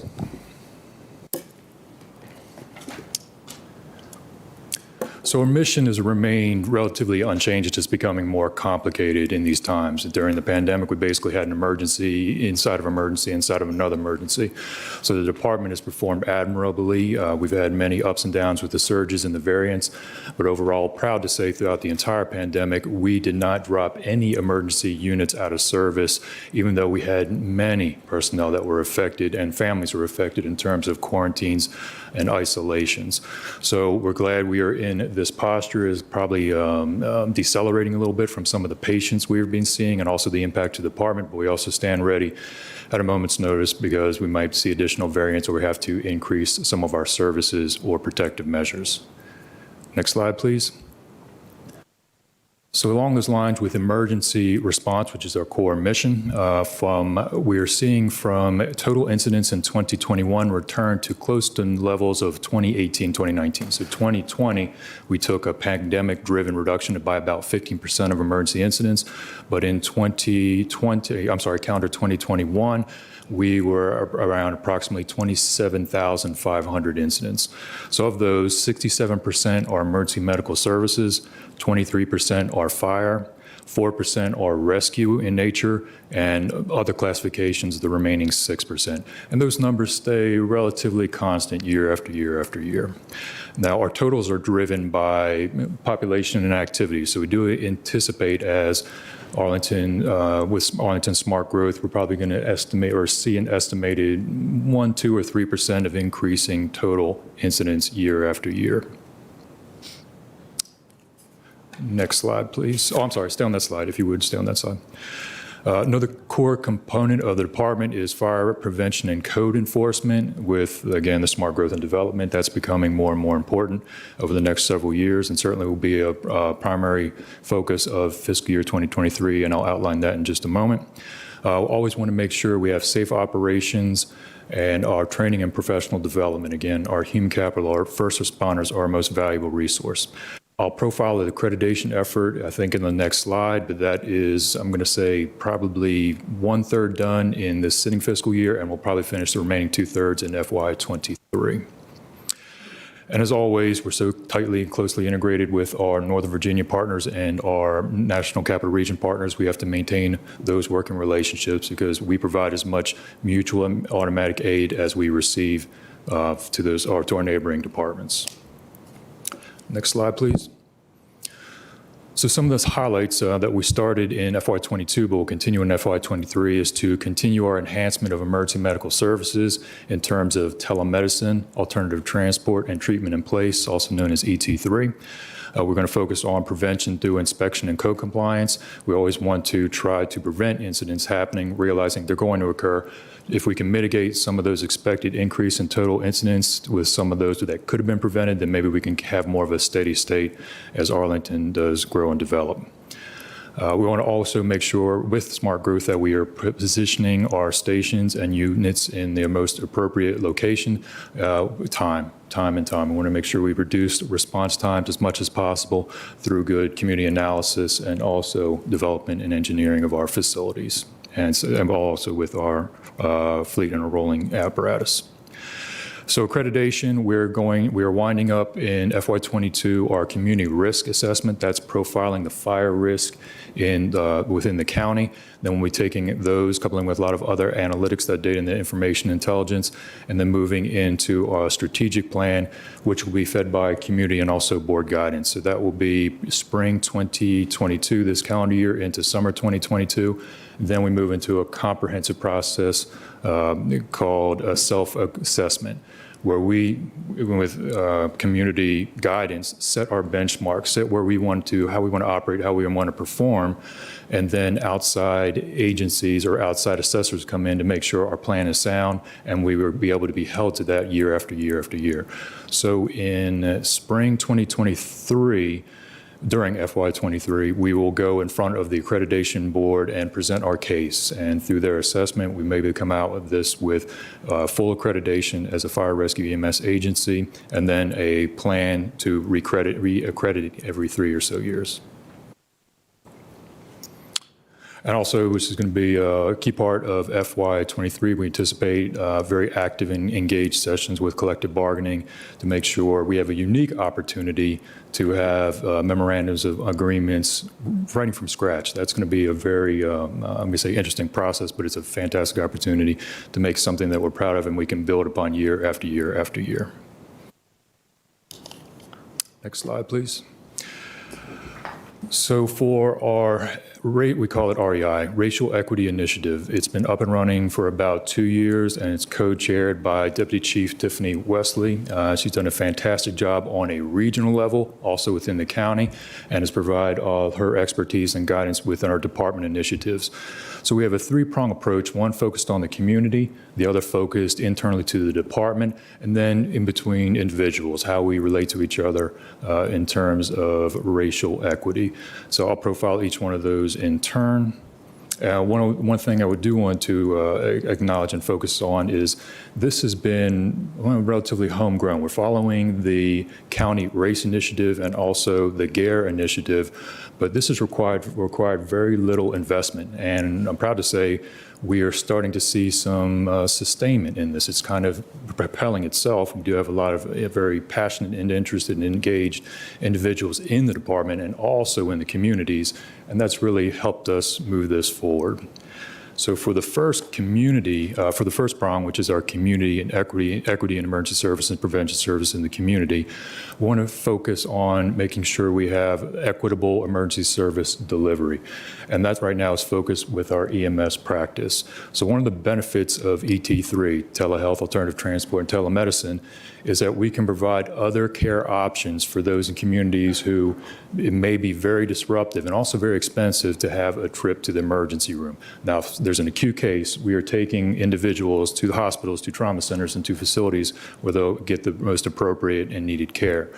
But to that point, up to that point, they may have some other options I'm not aware of, and we're starting an outreach effort a little bit in the media and going more focused into community and neighborhood groups where they understand that they can, on a lower acuity case, they can maybe engage with a telehealth provider so they can maybe get a plan of care which would not remove them from work or remove them from school. So it just gives them additional of their own, self-driven care options, as long as, again, it's not acute and it's within our emergency medical protocols. To do this, we have to assemble a lot more pieces. We have to make sure we have the multi-language component and also that we inform all in the county that this is available. We are using Destination 2027, Arlington's plan for achieving health equity, as kind of a beacon to see where we need to target, because some of them long-term health outcomes, depending on where you live in Arlington, is exactly who we need to connect with. So for an example, we can use technology. We can use app-based programs that will be well received in some neighborhoods such as Pentagon and Crystal City that may provide pre-emergency care, pre-arrival care before we get on scene and start our treatment. That can be in terms of CPR instructions or something along those lines. That will be well received in Pentagon and Crystal City, but that will probably be better served on a community front in some areas of Columbia Pike and other parts of the county. So that's where we want to try to focus and partner with to make sure we have overall the best patient outcomes from the total continuum of care. Also, we're focusing on fire prevention activities that follow a similar model. We are trying to partner with educational providers such as high schools and also the Northern Virginia Community College. I will talk a little bit in terms of our workforce and trying to make sure we have the best personnel that work with us. One of the most challenging and when it takes most investment in time and money is developing an advanced life support provider or a paramedic or medic. If we have those coming to us from academic institutions such as a community college, that just puts them on a better track, also keeps some of our homegrown potential talent within the county, and it could be a fantastic career path. So we're very happy we're engaging in some of these preliminary conversations with these academic institutions. And also very proud of our Camp Heat endeavor during the summertime. which is traditionally was focused on young female students in the high school arena, but we've opened it up to male and female. Glad we have turned that back on post-pandemic, and we are looking at a larger and larger interest in that, and that's a great week in the summer, so great exposure for another possible career path. Next slide, please. So our department, REI initiative within the department in terms of operations and administration, we're trying to first recognize and also deal with some of the structural racism we've had in the department over many, many years. These systems have been in place that we're just now becoming aware of, and we need to make sure we put effort in terms of policy, recruitment, retention, professional development opportunities, training, and also discipline to make sure it is racially equitable across all 375 members of the department. This is taking a lot of time and effort, and we're systematically going through our policies, our procedures, our protocols, all of our processes internally, and also how we connect with some of the larger enterprise in terms of HR. So this will be a continual, we're first prioritizing what we need to address here and now in some of these issues, but this will be a continual effort as we move forward year after year. Next slide, please. One of the more active components is our anti-racism team. Very, very engaged and also guided by some very wise community leaders. We're trying to make sure we can first have these conversations to understand what we need to do and what we need to focus on. And our anti-racism team started these initial outreach in all of our stations and all of our work sites to start having these, how do we talk, how do we relate, and then how do we continue this conversation moving forward. That was a very interesting and also had some great benefits, and it was very emotional, and it was a very large effort. It was very needed at the time, and now we're going to build off that. So the next interaction we have coming this spring will be how we recover and how we become resilient when our providers are exposed to either elements of hate, bigotry, or racism providing emergency services. Unfortunately, a few of these incidents have occurred recently in 2021, and they've had an impact on us. But we need to have the tools on how do we deal with that. Always bearing in mind that we have an emergency to provide service for. We want to make sure we provide the best care or mitigate that situation, but also balance the impact of what happened to us, and how did that make us feel, and what can we do next time if this happens again. We want to see if these incidents can just optimistically just be reduced in the county, in the world in general, but we want to make sure we have those tools to be able to equip to deal with that on an emergency service level. So we're building that program out, and that will be delivered out into the into all of our stations and all of our workforce here during spring 2022. Next slide, please.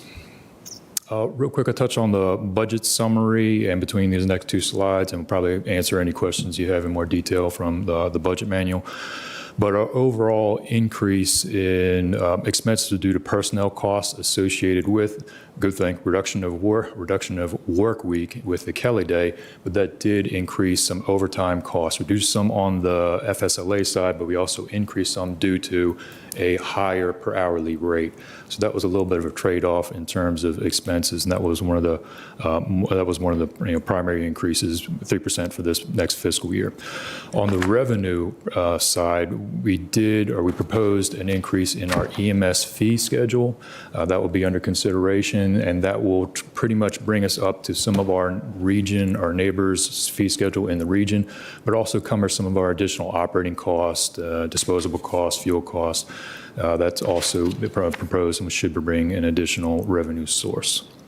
Overall, in terms of employees, not requesting any additional employees, but the state of the department in terms of attrition, our attrition rate, even in light of adding 38 additional personnel for the reduction of work week, our overall attrition rate stays at about 2.2 per employees per month, and that's been pretty static for the last 4 or so years.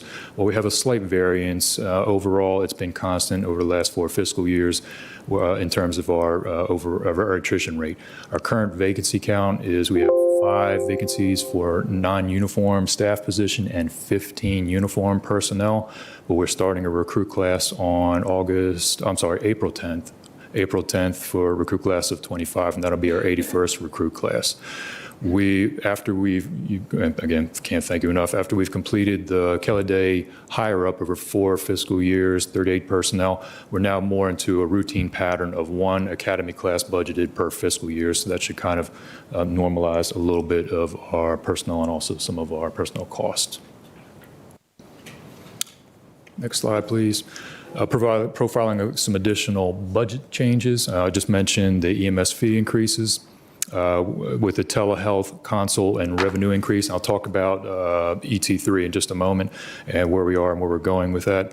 Kelly Day overtime rate increase due to the hourly rate, and also an increase in our higher hazard practitioners of the bomb squad and also our SWAT medic unit. They've been very active over the last 2 years and anticipate they're going to be very active also, but this provides them some very critical personal protective equipment that is very specialized and some specialized training also. And also one-time funding to increase recruit class size that will balance out our expected attrition rate in the years moving forward. And that also, again, will be realized probably on an annual basis in terms of a recruit class of size of about 25. Next slide, please. So for probably one of the larger changes we have in FY23, which is a continuation of ET3, triage, emergency triage, treatment, and alternative transport. Federal Medicaid pilot program lasting 5 years, voluntary participation, but it allows a revenue stream coming in from Medicaid, Medicare for providing some of these services. I talked a little bit about the equity focus, how this can have a positive benefit on many residents in Arlington in terms of alternative choice in their personal care. ET3 was conceived by Dr. Smith and a fantastic EMS team, has a very strategic look on where the county and the department is providing emergency medical services for years and taking the next step and involving the practice year after year after year. So very proud for that effort. Next slide, please. So for alternative transport, part of the program was to establish agreements with primary or urgent care providers. We have 3 additional urgent care providers that kind of cross the county in addition to Virginia Hospital Center. So within 1 provider in Pentagon City, Clarendon, and also Falls Church, just gives another option for care and for treatment. Also very proud to say Virginia Hospital Center about a year ago became certified as a level 2 trauma center, which allows us to provide or allows us to take some of our more acute and also in need of urgent care trauma patients into a facility in county. We're crossing less across the river into the District of Columbia and also a little bit less into Fairfax-on-Nova, but they've stood up a fantastic capability, which has huge community benefit, and it really provides us much faster trauma center and also the ability to return to service faster because of it. The alternative transport has been adoption of alternative transport has been a little slower. It's not as frequent, but we do anticipate that it may pick up as the community is aware that this is an option. We will always take the patient to the most appropriate care and also honor some of their treatment or some of their transport location requests, but it's just another option in terms of an alternative facility. Next slide, please, for telehealth. So for telehealth, mechanically, it is connecting higher healthcare providers in terms of physician assistants or nurse practitioners through our providers to the patient using technology. So we establish a secure HIPAA-compliant video feed through our record management system and begin that interaction. We stood this up 24/7 several weeks ago. Been a lot of work to onboard some of those higher medical personnel, but they seem to be up and running and they're complementing the system well. We also made some of the final connections, and we do have the billing stream for Medicaid, Medicare coming in.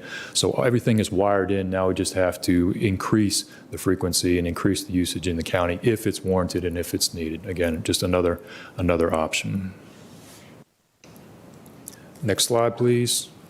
Similarly, from the telehealth mechanism, we can provide care on scene where they don't have to require transport. So that provider can give them a care plan, which would involve prescriptions for medications and give other follow-up instructions so they can seek their own personal medical treatment after we leave. It's, again, provides additional services or additional options to many residents and also visitors that could be less disruptive to their lives and also could return us to service a little bit faster. We're seeing some of the treatment in place options on scene times increasing by about 5 or 20 minutes, but that's minus a transport to a hospital, which can also take some time. So as we become more adept at it, some of these times should reduce, but also we anticipate higher utilization as the community becomes more and more aware of this and also more and more comfortable with it if they start asking for some of these services when we provide those options. Next slide, please. So fire prevention and our inspection office always wanted to see if we can prevent the fire through good, sound code enforcement, partnering also with Planning and Inspection Service Division. We brought I'll explain the offset, but we brought the 2015 State Fire Prevention Code to you for local code adoption in 2020. So next fiscal year, we're going to bring the recently adopted 2018 Virginia State Fire Code, which was passed last July, for your consideration in 2022. It's still a very current code. It's just the offset of the years, but it was adopted by the state of Virginia. And then we'll integrate that with our local fire code. So that should be coming to you over the next several months for your consideration. We're also looking to totally re-engineer a lot of our code enforcement and inspection practices, bring it up to modernization, and that's very timely as we saw a lot of disruption due to the pandemic in terms of inspections, on-site and physical inspections.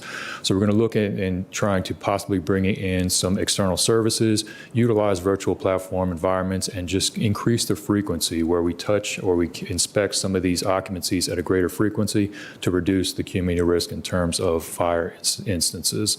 So I hope to report back to you this time next year on some of the things and some of the progress we've made.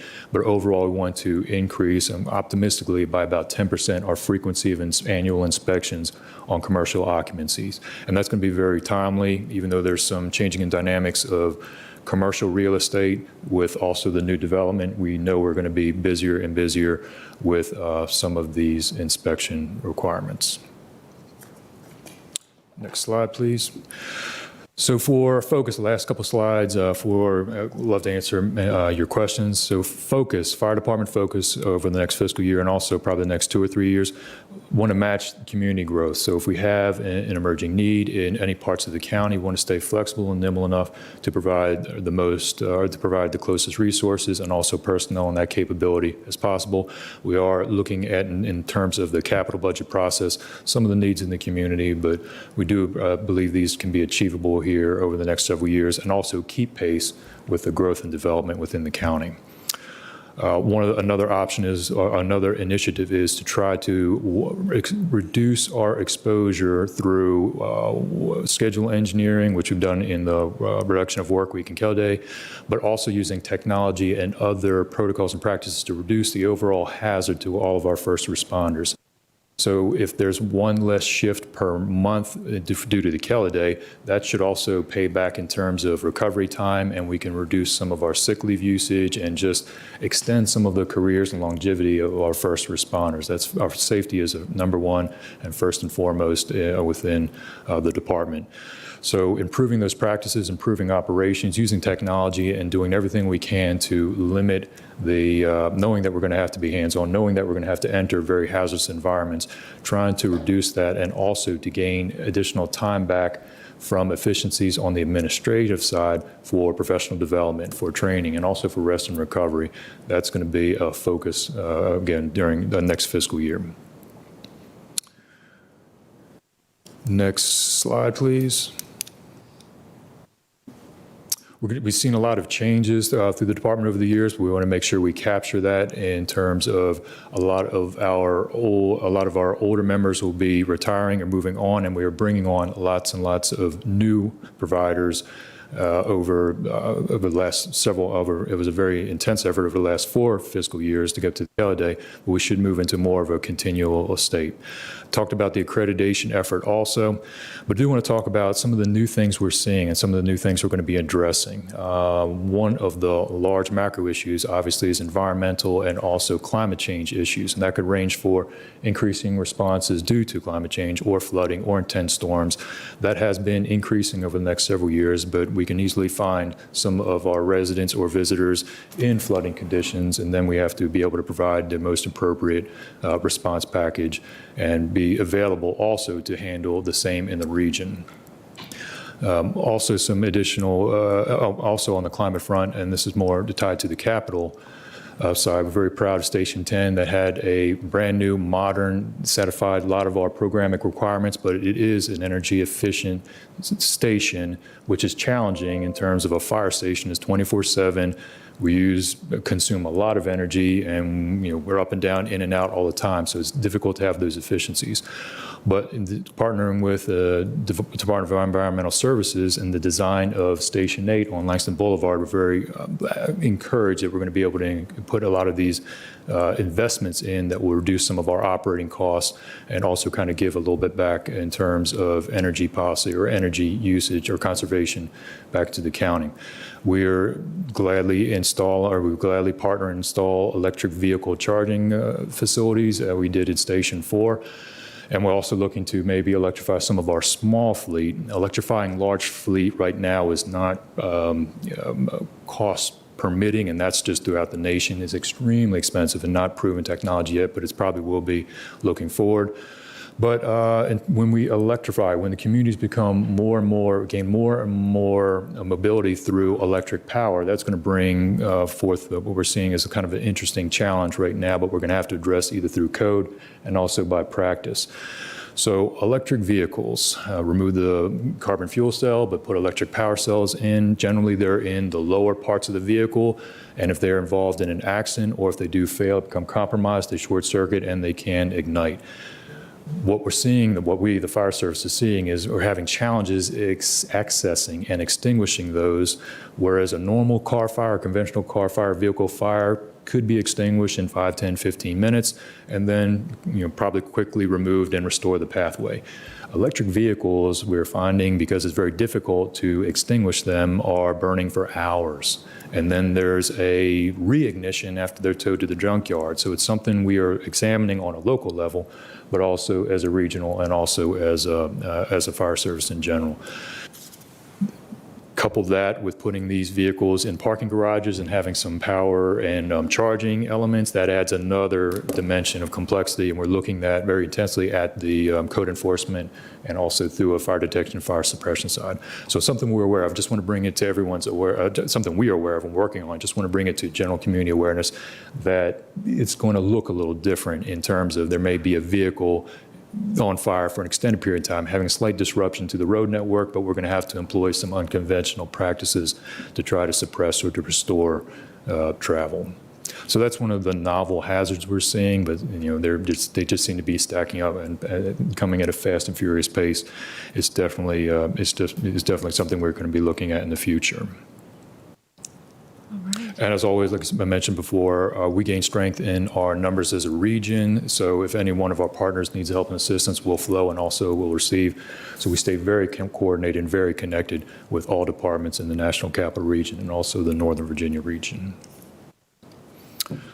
I think Thank that's you it. so Glad much, to answer any questions. Absolutely. It's, I think, clear from a variety of those priorities that the Arlington County Fire Department is committed to staying abreast of a rapidly changing world, from Yes, electric ma'am. cars to a greater embrace of racial equity. So we appreciate that. I'll go this way with questions this time, and as colleagues formulate theirs. One of the things I wanted to begin by talking about was a phenomenon or trend that we'd heard about from some of our firefighter medics, which is the dearth of advanced life support certified personnel. Yes. And what that looks like across different units. Could you help shed some insight into the trends in advanced life support personnel, what our numbers look like in terms of firefighter paramedics who are qualified in that regard, and opportunities that you see or would advise on shoring up those numbers? Yeah, our advanced life support providers and our practice led by Dr. Smith and also delivered by many of our fantastic first responders has been well advanced and well respected within the region, but that is one of our hardest capabilities to develop, and also to make sure we maintain their skills. So it takes a long time, anywhere between a year to 18 months of academic study with another 6 to 12 months of on-the-job training to go through a variety of competencies. But we have, again, some of what we can do and the emergency services in terms of advanced medical care we provide to the citizens and the residents and the visitors of Arlington is absolutely top shelf. But it does take a lot of time. It takes a lot of resource. What we're seeing is we are not able to recruit, we're just not seeing in the recruitment pool or labor pool of already certified paramedics. We're trying to find them, we're trying to bring them in, and we're taking a new approach, trying to get them from the academic arena into first career step. But we are looking at any and all ways to make sure we maintain that high skill availability. And also, we are in year 2 of a FEMA Assistance to Firefighters grant that funds advanced life support and paramedic training. In terms of developing inside, or in terms of deploying them, providing emergency services, their EMS strategy, which is evolving through ET3, is providing the right resource to those emergency incidents. So it would be ideal to provide the highest level of care. I would love to provide a physician in a medic unit to everyone who called 911, but a lot of lower acuity calls can be easily or can be adequately assessed, treated, and also transported by our basic life support providers who have been fantastic also over the last 1 or 2 years. They've been increasing their practice and also their workload and their delivery of emergency services. So couple those two together, have a good solid foundation of BLS, basic life support providers, enhanced by advanced life support providers coming from a variety of vehicles or units. We want to make sure we get the right combination to the patient and to provide the best care and treatment. And if colleagues wouldn't mind if I just followed up on that. So the describing sort of the lower acuity calls, that determination is made, this is also a question I had for you about the ET3. Yes. That determination is made by the emergency call center when a call comes in? Correct. Okay. Dr. Smith is a medical director for the Emergency Communication Center, so he sets the protocols and the scripts and the questioning that a 911 operator would ask a caller. So they assess and evaluate the information that's provided, provide the right characterization, and then dispatch the appropriate resources. So we have to stay fine-tuned between how we sync with emergency communications and what's dispatched, and then what we find on the scene. Sometimes that could be markedly different. No fault of anyone's own. Just can change, or there could be some other issues that would kind of cross signals or just not paint that exact position. We need to be ready in all instances. But whether we're dispatching on a lower acuity call, a response package, or the highest level we have, we still have some of the highest level trained EMTs, advanced life support providers on the units to provide that critical basic life support until we get some of those advanced care providers in place. And we're very fortunate. We have a very short travel distance between our stations. We are positioned very well in the county. So overall, from station, our arrival times are our travel time to the emergency is very, very fast. And we also have great transport options in terms of Virginia Hospital Center in the core and trauma centers to our east and to our west. Thank you. Mr. DeFranti. Thank you, Madam Chair. And you sort of started where I was heading, and I want to just see if I understand a little bit. There's a budget-related request for additional advanced life support. And is that, I mean, I can follow up in writing, and I don't know that you don't have to speculate, but I just want to see if I can understand, is that related to further pay for existing firefighters to get to the ALS level, or you've kind of described the way of acuity, the level of the call. But if there were to be an additional budget investment there, do you have a sense of what that would mean? Would that be our existing or people coming? You talk to those who are recruited who might be seeking that, I guess it's 12 to 18-month training.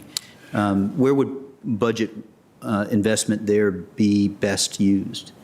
I think over the last several fiscal years and also in this coming fiscal year, raising entry pay has served us well over many years, and we are attracting some good talent, and we do see very high numbers and also very qualified candidates in our hiring cycles, just as the one we're sitting in now. That has created some compression over the last 4 or 5 recruit classes over the last 4 or 5 years. But I think we should probably shift focus now into our existing providers. All of our neighboring jurisdictions would love nothing more than to have an Arlington County EMT or paramedic in one of their recruit classes. They're actively trying to recruit us. So to make sure we retain our talent, who we definitely have invested in over the years, we want to make sure we remain competitive, and we are asking more and more of our providers as we change our EMS model, as we change our practice. We want to make sure we adequately compensate them for some of the advanced care they're providing. So I believe the answer is yes. Got it. Okay, thanks. I don't know, I just have 2 notes, and I can be wrapped up. I will note, there was also in the letter from the firefighters, water team premiums was discussed, and I think that's an issue perhaps that you may have a chance to engage with the manager on over the coming weeks. Is that fair? Yes, sir. The water rescue team has been in place for many years, probably 6, 7, 8+ years, and they are very active, and they can come out at a moment's notice. And we've seen them deployed locally during some flash flooding instances, but they're also within the region as they are part of a qualified and certified Virginia Department of Emergency Management team. So they will couple, and they will also go to Virginia Beach if there was a need to do an impending hurricane, if we allow them, if we make sure we maintain home services. So very technical group exposed to a lot of hazards and dangers. We do compensate our hazardous materials team and our technical rescue team accordingly. This would probably bring parity to the water rescue team. Great. I know that the overall pay issues are ones that we've shared, and that continues to be a concern.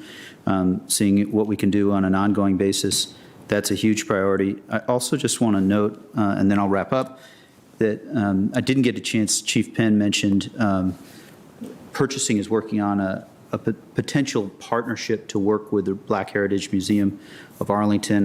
And so I wondered if that's something that, and this will be, you don't have to have a big thought on it, but this might be for follow-up. I think it certainly might be a benefit to our fire department too, just to get that context, because Absolutely. Certainly this past month I've been learning things that I did not know about Arlington's specific Black history. So Absolutely. We'd love to explore that. thank you. Yeah, Vicki, just one comment and a question. First, right where Mr. DeFranti left off, some of your members of your anti-racism team, community leaders, reached out to me just to say what a great job you're doing. Really appreciating leadership from you in the department in this area. Also distressed at the stories they were hearing about what our first responders are facing in the community sometimes. Really hard stories. So thank you for your work there.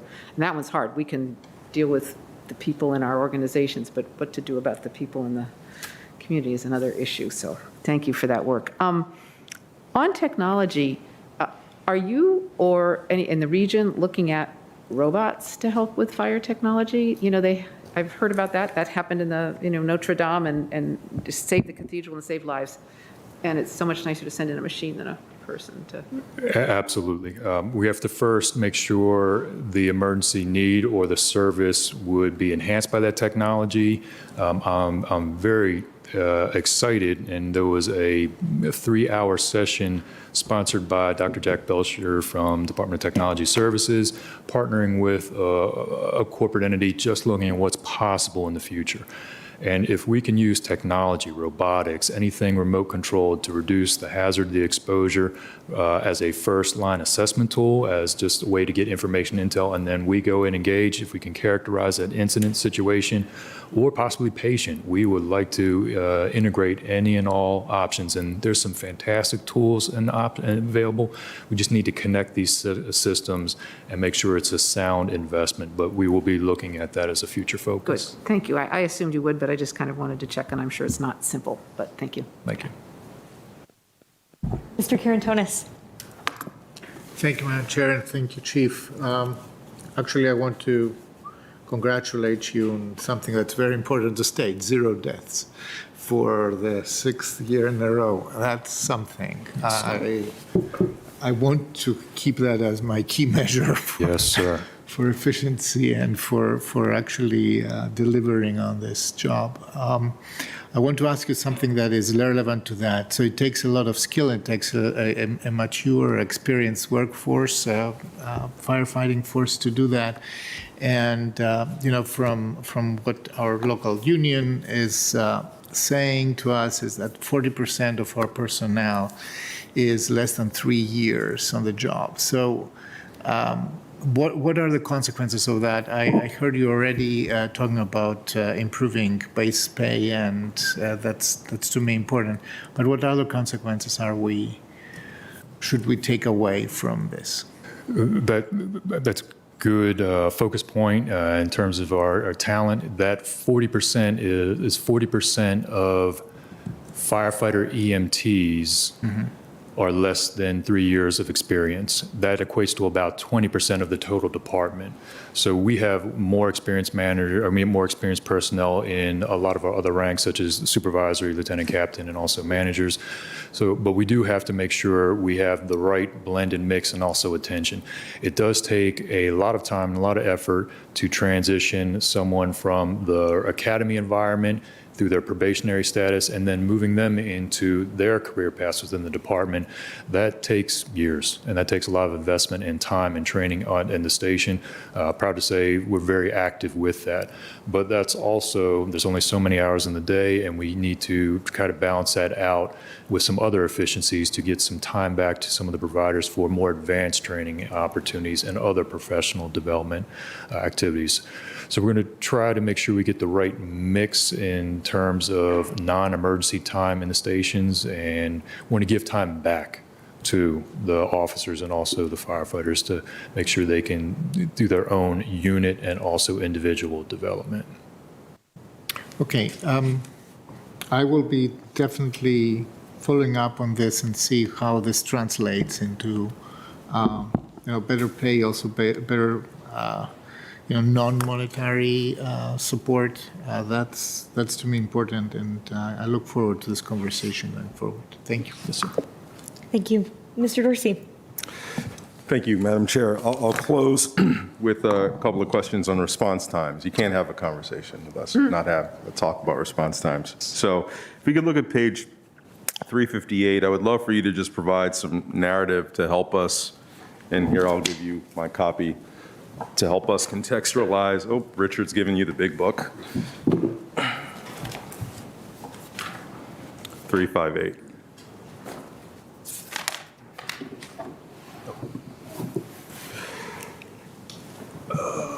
So I'd love to just have you give us a little bit of a narrative so that we can put these numbers that we're seeing into context. Where generally we're seeing over time, response time has degraded for all incidents, fire and EMS, while at the same time, the number of emergency incidents that are reached within a 4-minute window remains essentially flat. But at the same time, we're dealing with a lower number of responses overall. And when you look at critical outcome measures that Mr. Karantonis mentioned, such as no fire deaths, that remains the same. Is the takeaway here that there need not be an overemphasis on the nominal minutes in response time, or is there some other way to look at all these data? I'll have to go back and look further and analyze the increase between FY '20 and '21. Some of the increases can be attributed to changes in population. We do have some areas that are starting to increase in population in terms of Columbia Pike on the west end, where we know we have a greater than average travel time, above 4 hours, modeled without any vehicle, without any other traffic impedance. We know we have some other challenges to get to some of those areas faster. But in terms of some of our core populated corridors, such as Langston Boulevard, Rap Corridor, and Crystal and Pentagon City, I'll have to go back and find an answer and report back on why we have kind of a significant 1-minute increase in some of these travel times. Yeah, that would be helpful. I mean, I think moving forward as we think about new investments in fire stations elsewhere, and if response times are going to be, or is going to be a sort of critical metric that Yes. we hinge those investments on, we have to understand a little bit better the nature between response times and outcomes, because at least a cursory glance at this seems to suggest that there are no consequences to degraded travel time. So anything you can help us out with more information, I'd appreciate. Absolutely, yes, sir. Great. Thank you, Mr. Dorsey. For my part, I just wanted to put a finer point, and I'll put this in writing as well, to Mr. DeFranti's comment about the possibility of compensating our water rescue team in parity to the hazmat team and others. If you could help us put a dollar amount to that from your perspective. I know we've heard from members of our firefighter EMTs, but I think it'd be really helpful to know what that amounts to from leadership's perspective as well. Certainly as we talk about flood resilient Arlington. I know, in fact, our manager has rued the fact that often when we discuss flooding, the importance of the life safety nature of some of those flooding events is often left out of the conversation. So I think this is an important opportunity for us as the board and the whole of the community to consider that. Yes, ma'am.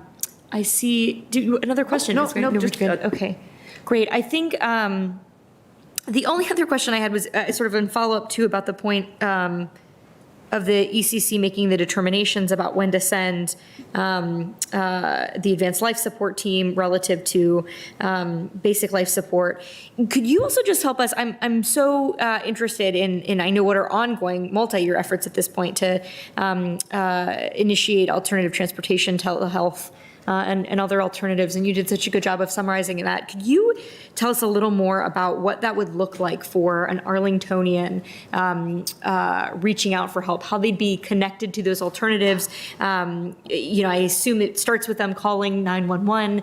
Are they coached or guided to an alternative by the ECC? Is it a unit that responds and then gives them options on site? Talk to us about what that looks like from a constituent perspective. Right now, it would be call 911, 911 Emergency Communication Center characterizes call, dispatches us, and then our providers, based on the patient's presentation, symptoms, and need for care, will then engage on other options if they're in distress. If there's something we have to immediately provide aid and assistance to, we are going through our protocols and we are doing that.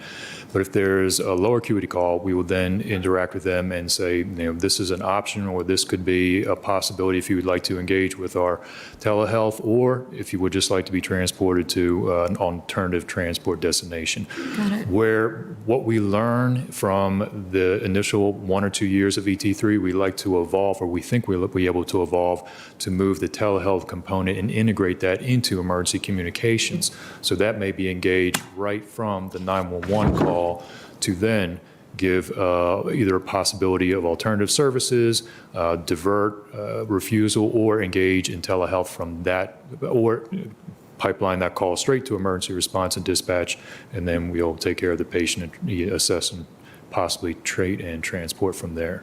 So we're looking to position telehealth. Right now, it's just in the provider's hands with the patient, moving that back into the 911 center over time. We're learning a lot right now, just over the first few weeks that we've had gone live 24 hours, 7 days a week. We're going to have some more findings over the next several months. Great, that's really helpful.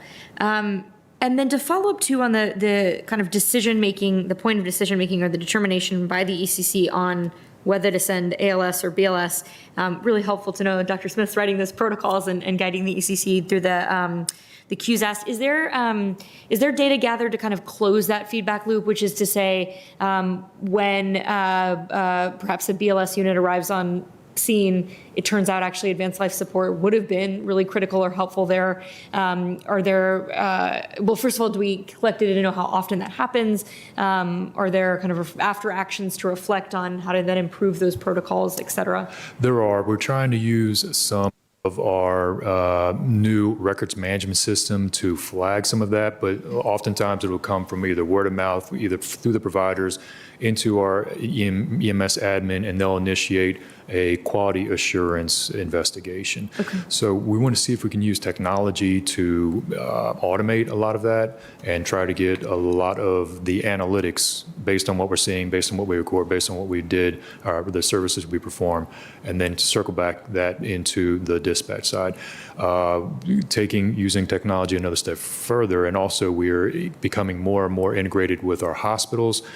We want to see if we can correlate from 911 call all the way through patient leaving the medical facility in that state. We see if, what we do in the first 10, 15, 20, or 30 minutes might have a positive outcome 2 or 3 or 4 days or weeks later. We want to see if we can try to close that loop on a much larger scale on the continuum. That's great. I can imagine that data insight will be really helpful to not only know how the ET3 is working at the lowest acuity, but also whether we're getting the right personnel out in the highest acuity situations as well. Yes, ma'am. All right, thank you. Oh, Mr. DeFranco, did you have another question? Just really brief comment that you mentioned at the beginning of our session, and I wanted just to acknowledge the challenge.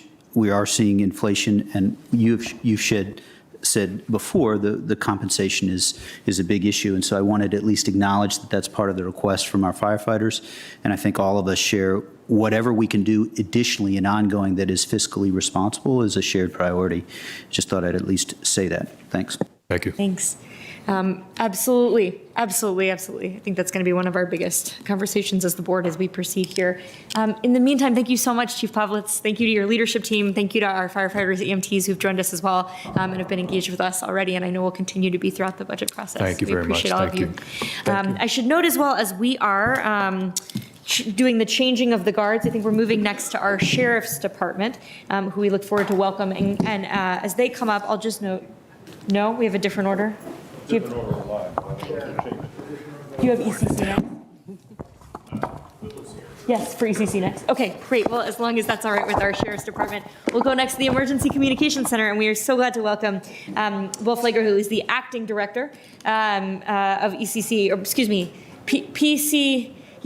We answer to everything. Don't worry about it. The department formerly known as OEM. Yeah. And as we welcome you, actually, I'll take just a moment to note too, which I have failed to do. Oftentimes our commissions do join us at these. The Emergency Preparedness Advisory Commission has sent us some thoughtful questions as well as recommendations that they gave to Mr. Schwartz at the time of preparing his budget for our consideration during these work sessions as well. So without further ado, Mr. Flegler, welcome. It is wonderful to see you. Thank you very much.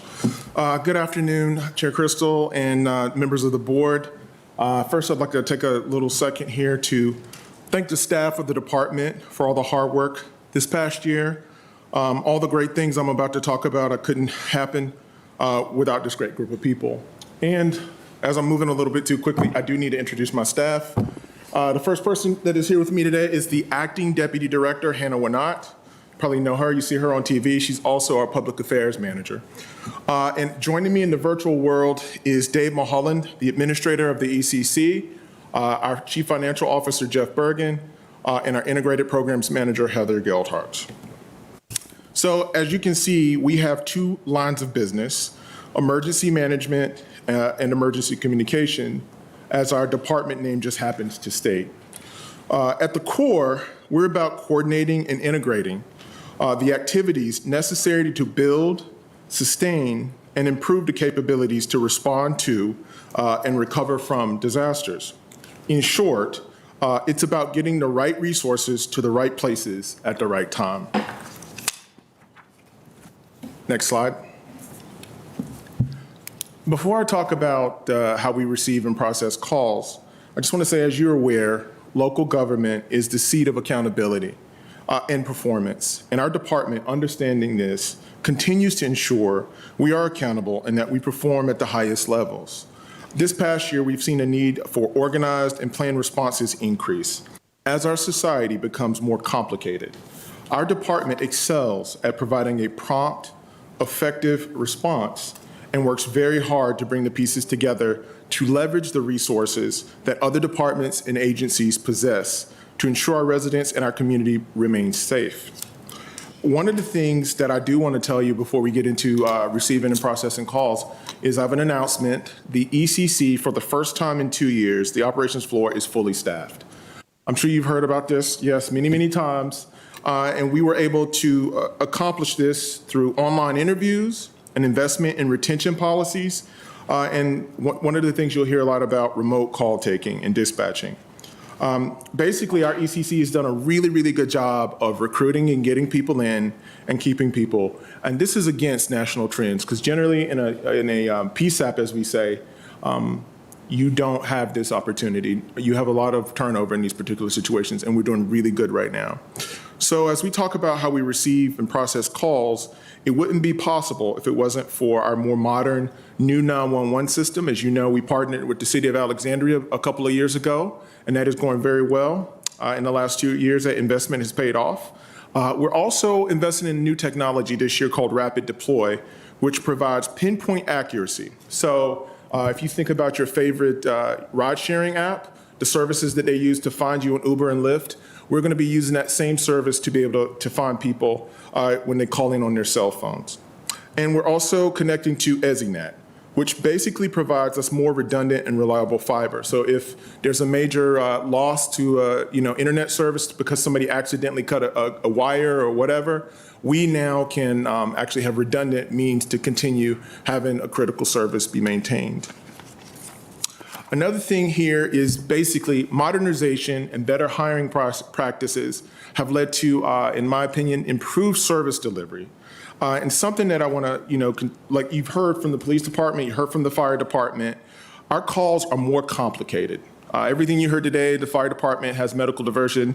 There's now behavioral health diversion. Our calls are more complicated in context of police practices group recommendations, behavioral services response, and determining the most appropriate response or potential call diversion.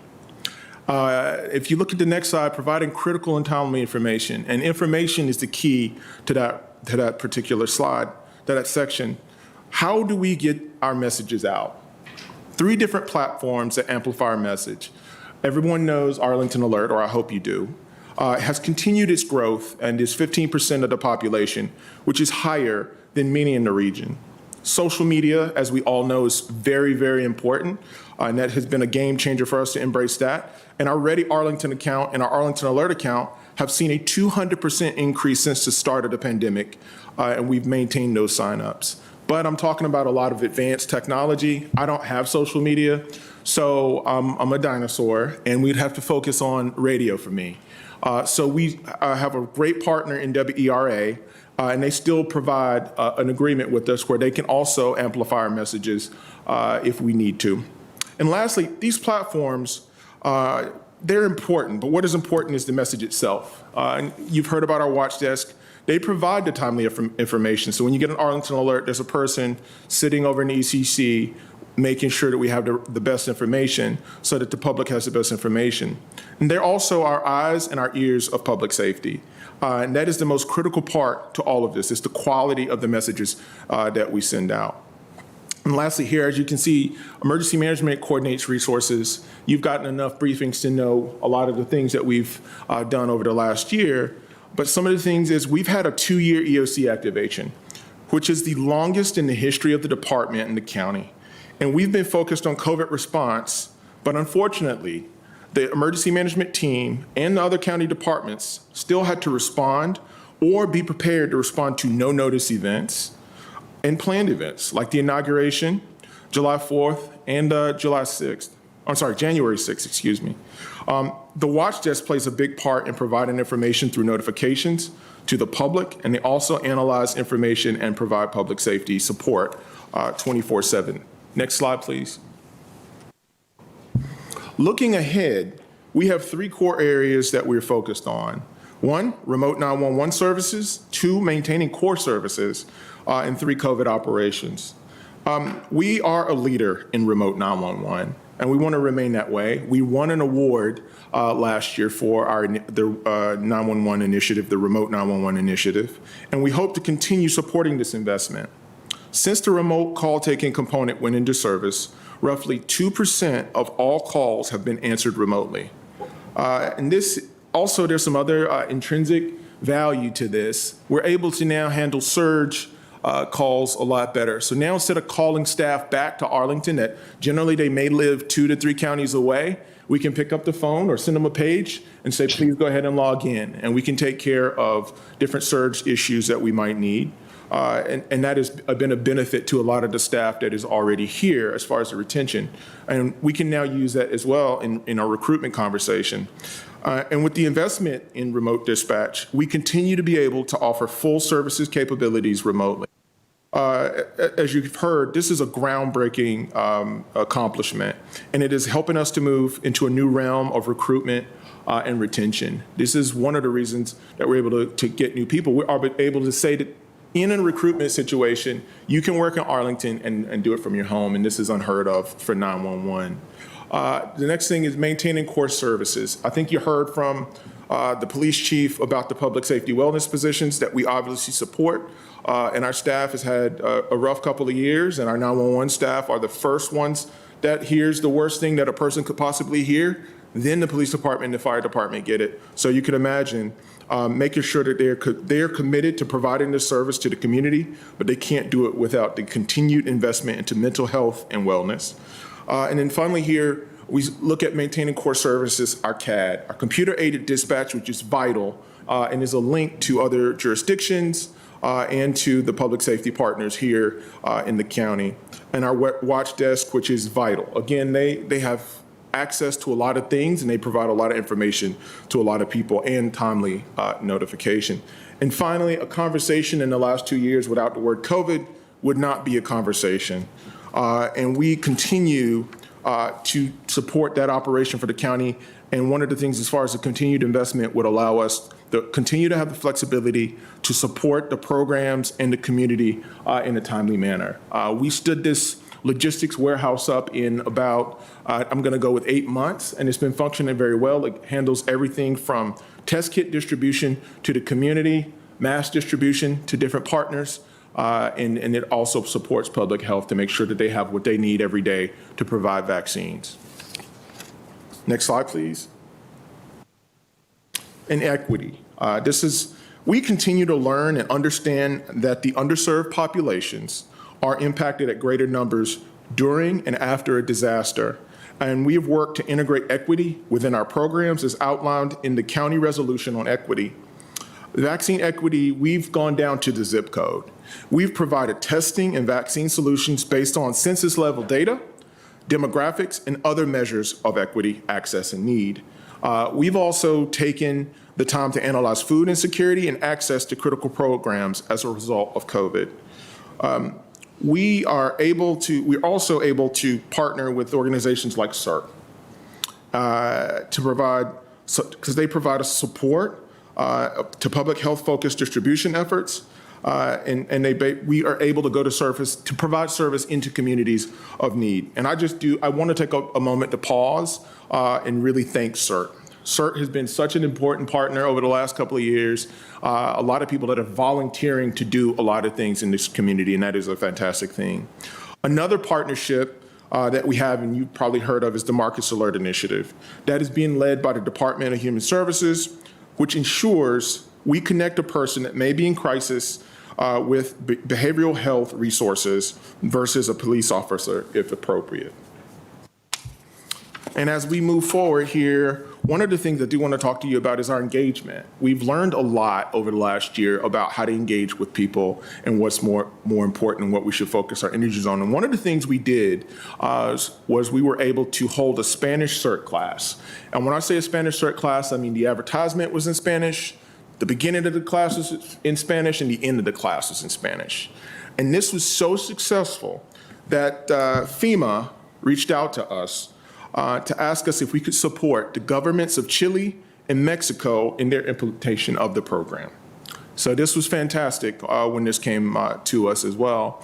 And one of the things that we do also want to do is we want to be aspirational in how we grow and how we move forward in emergency management and preparedness.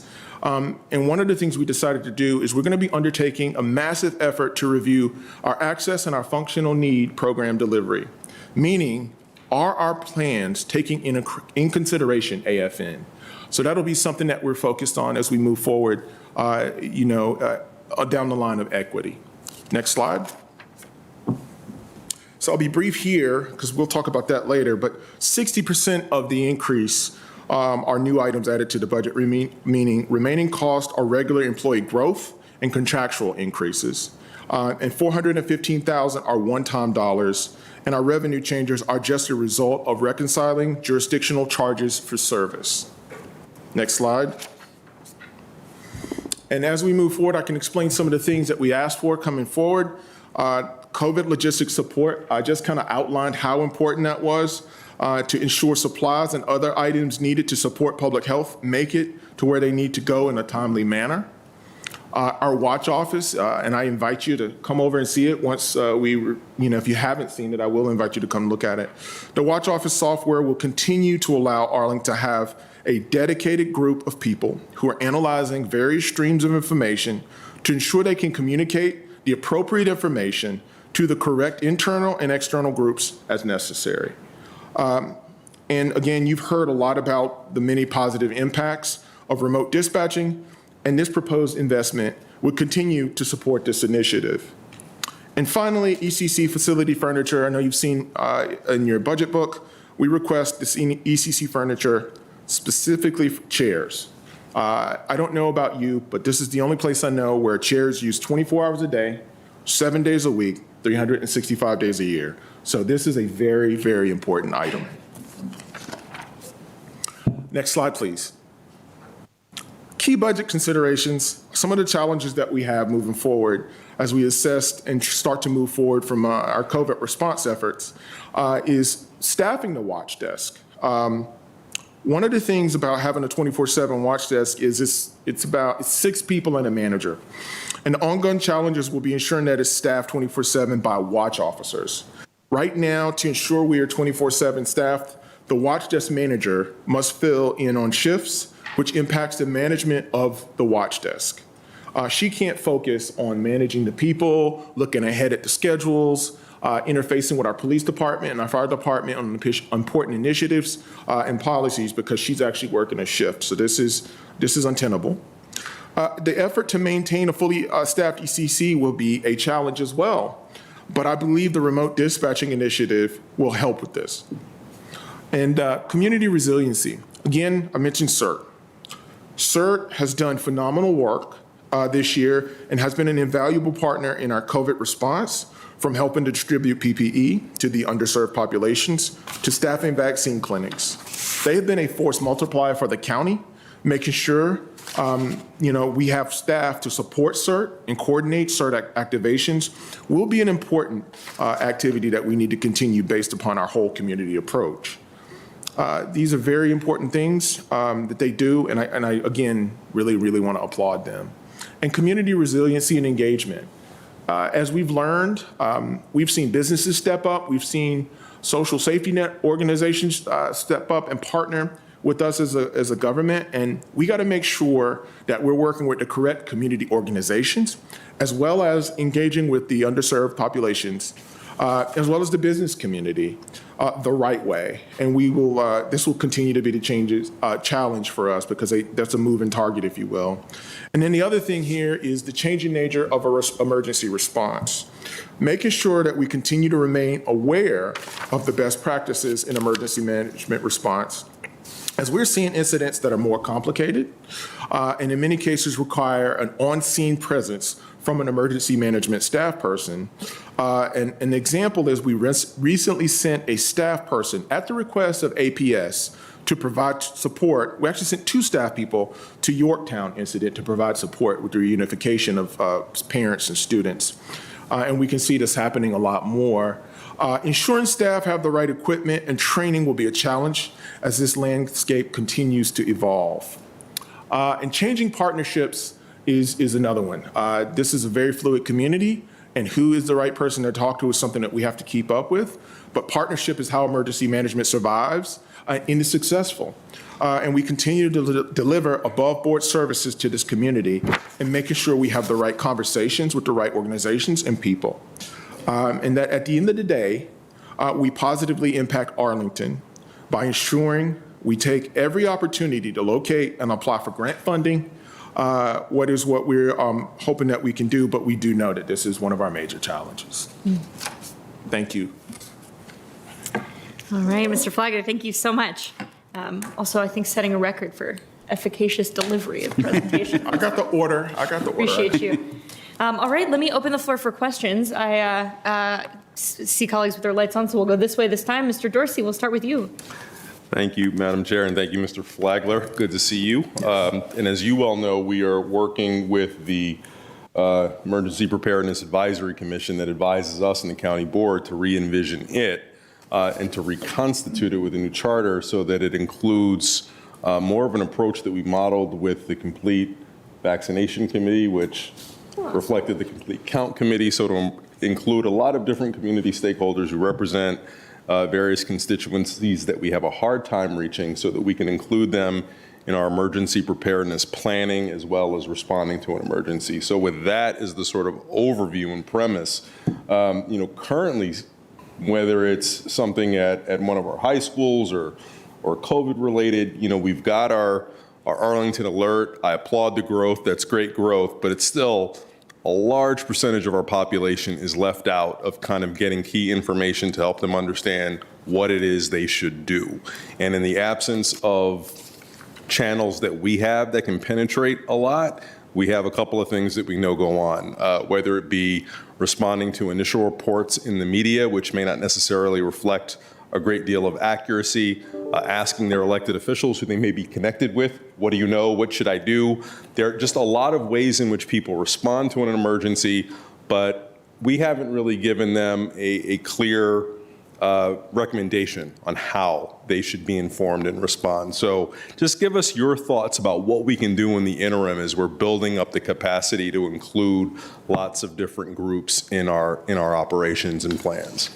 Well, one of the things we've done is obviously start to focus on Spanish. We know for a fact that we would normally send out messages. Sometimes the initial message would be in Spanish, but we didn't have anybody to send back another message in Spanish. So it was a one-way trip down a communication path. One of the things, if you look at our social media now, we're starting to post a lot of messages in Spanish. We're starting to focus on making sure we have a two-way path. We have a person in our engagement unit that is a native Spanish speaker. So she's advised us on a lot of things. She's actually actively engaged in working with different organizations within Arlington to make sure that we can start to do this.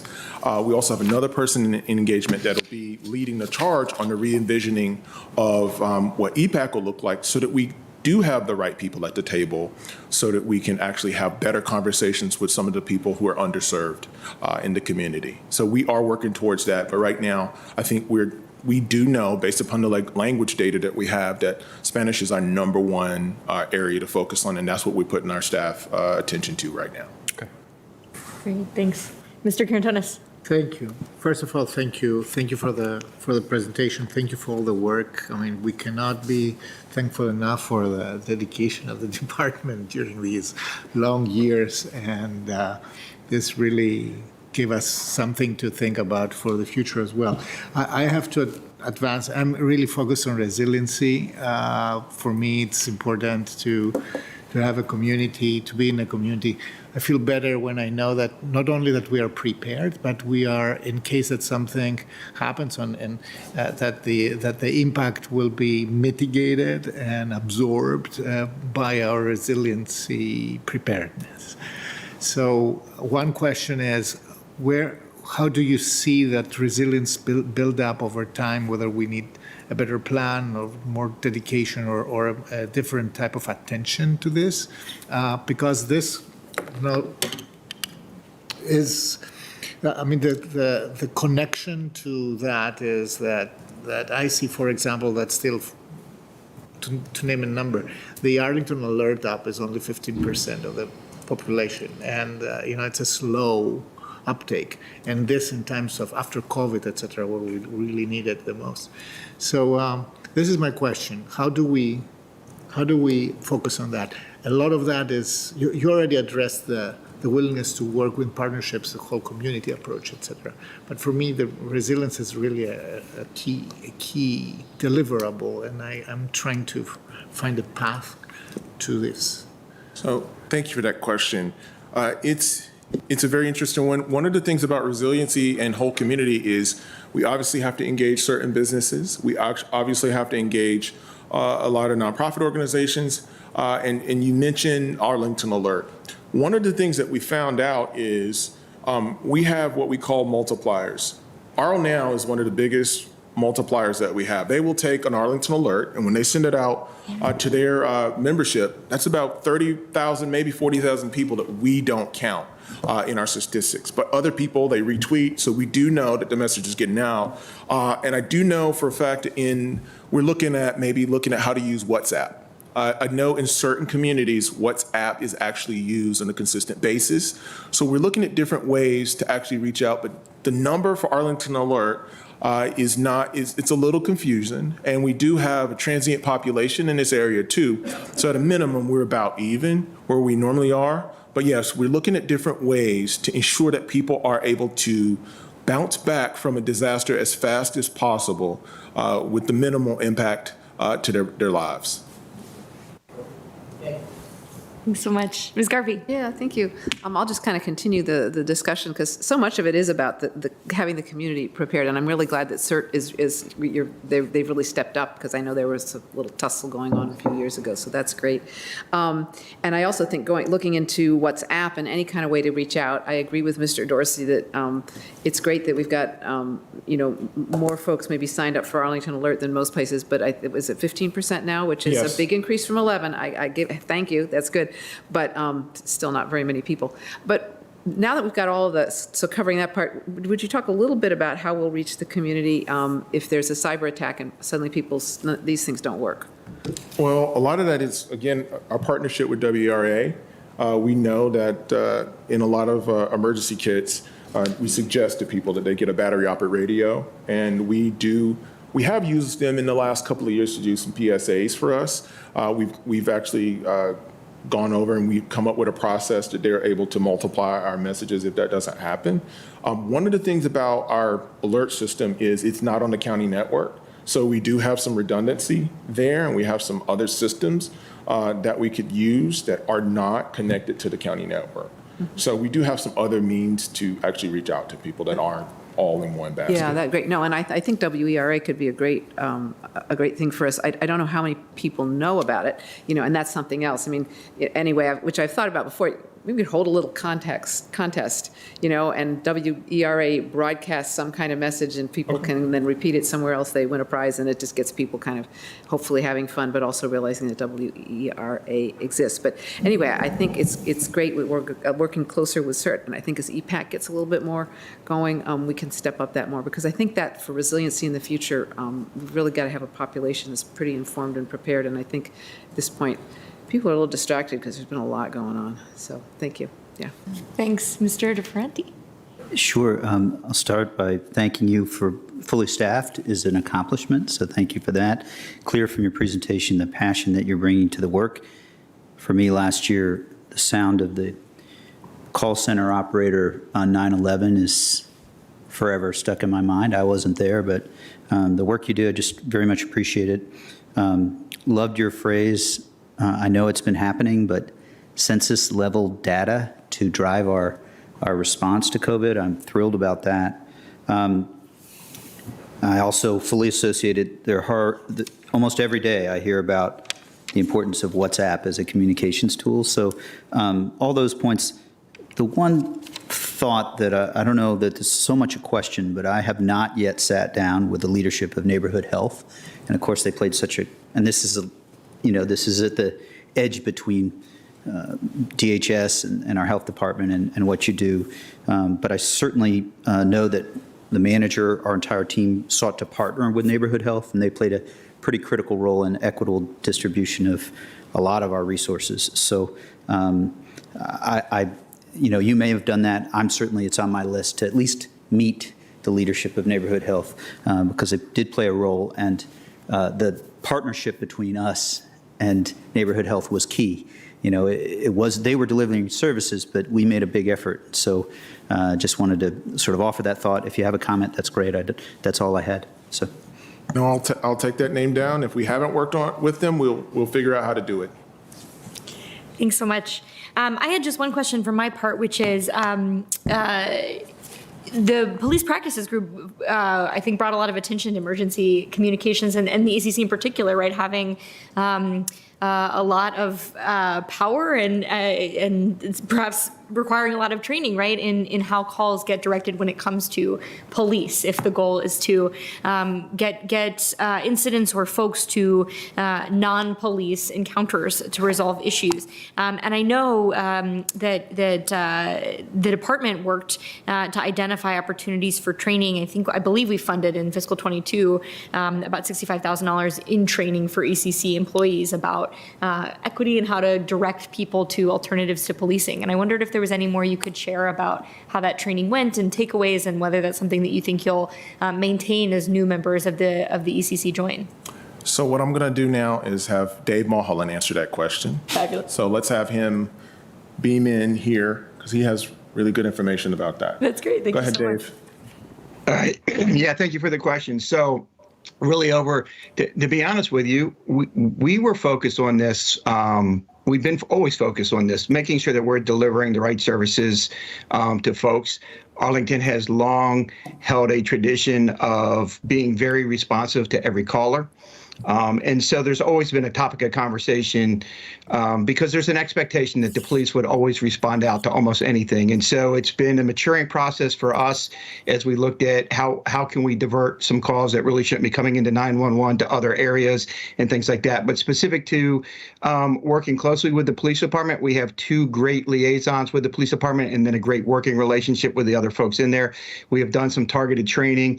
One of the things that we really want to continue on is to work on cultural competence because not every call is handled in the same way. It certainly depends on communicating appropriately with the caller that's calling in. So we continue the work. I think what we have seen, if you look at our statistics, you do see a reduction in 911 calls. You see a slight reduction in non-emergency or non-911 calls. And I think that's a result of good education with the public and getting them to understand when it's appropriate to call. And then on the other side, the best pathways for our folks to handle those calls. The fire side is so much easier because we do have very scripted emergency medical dispatch protocols that we work out with Dr. Reed, as was mentioned during the fire presentation. Not so much on the police side. Those are often more judgmental because we have to make a determination. There's no cut and dry yes, no. If they say yes to this, then we go to the next step. And sometimes it's nuanced. It is requiring a new skill set for our employees in there to truly be able to ask the right questions and understand, is this something we send people to, the police department or behavioral health folks, or is this something that we can resolve by refocusing the person to another service in Arlington County? So it is a continuing growing process. And it just, as Will said earlier, we're seeing the number of calls go down. I think that's a COVID thing. I think they're going to go back up. But it's at the same time, we're seeing the call type and the way we handle it increase in its complexity.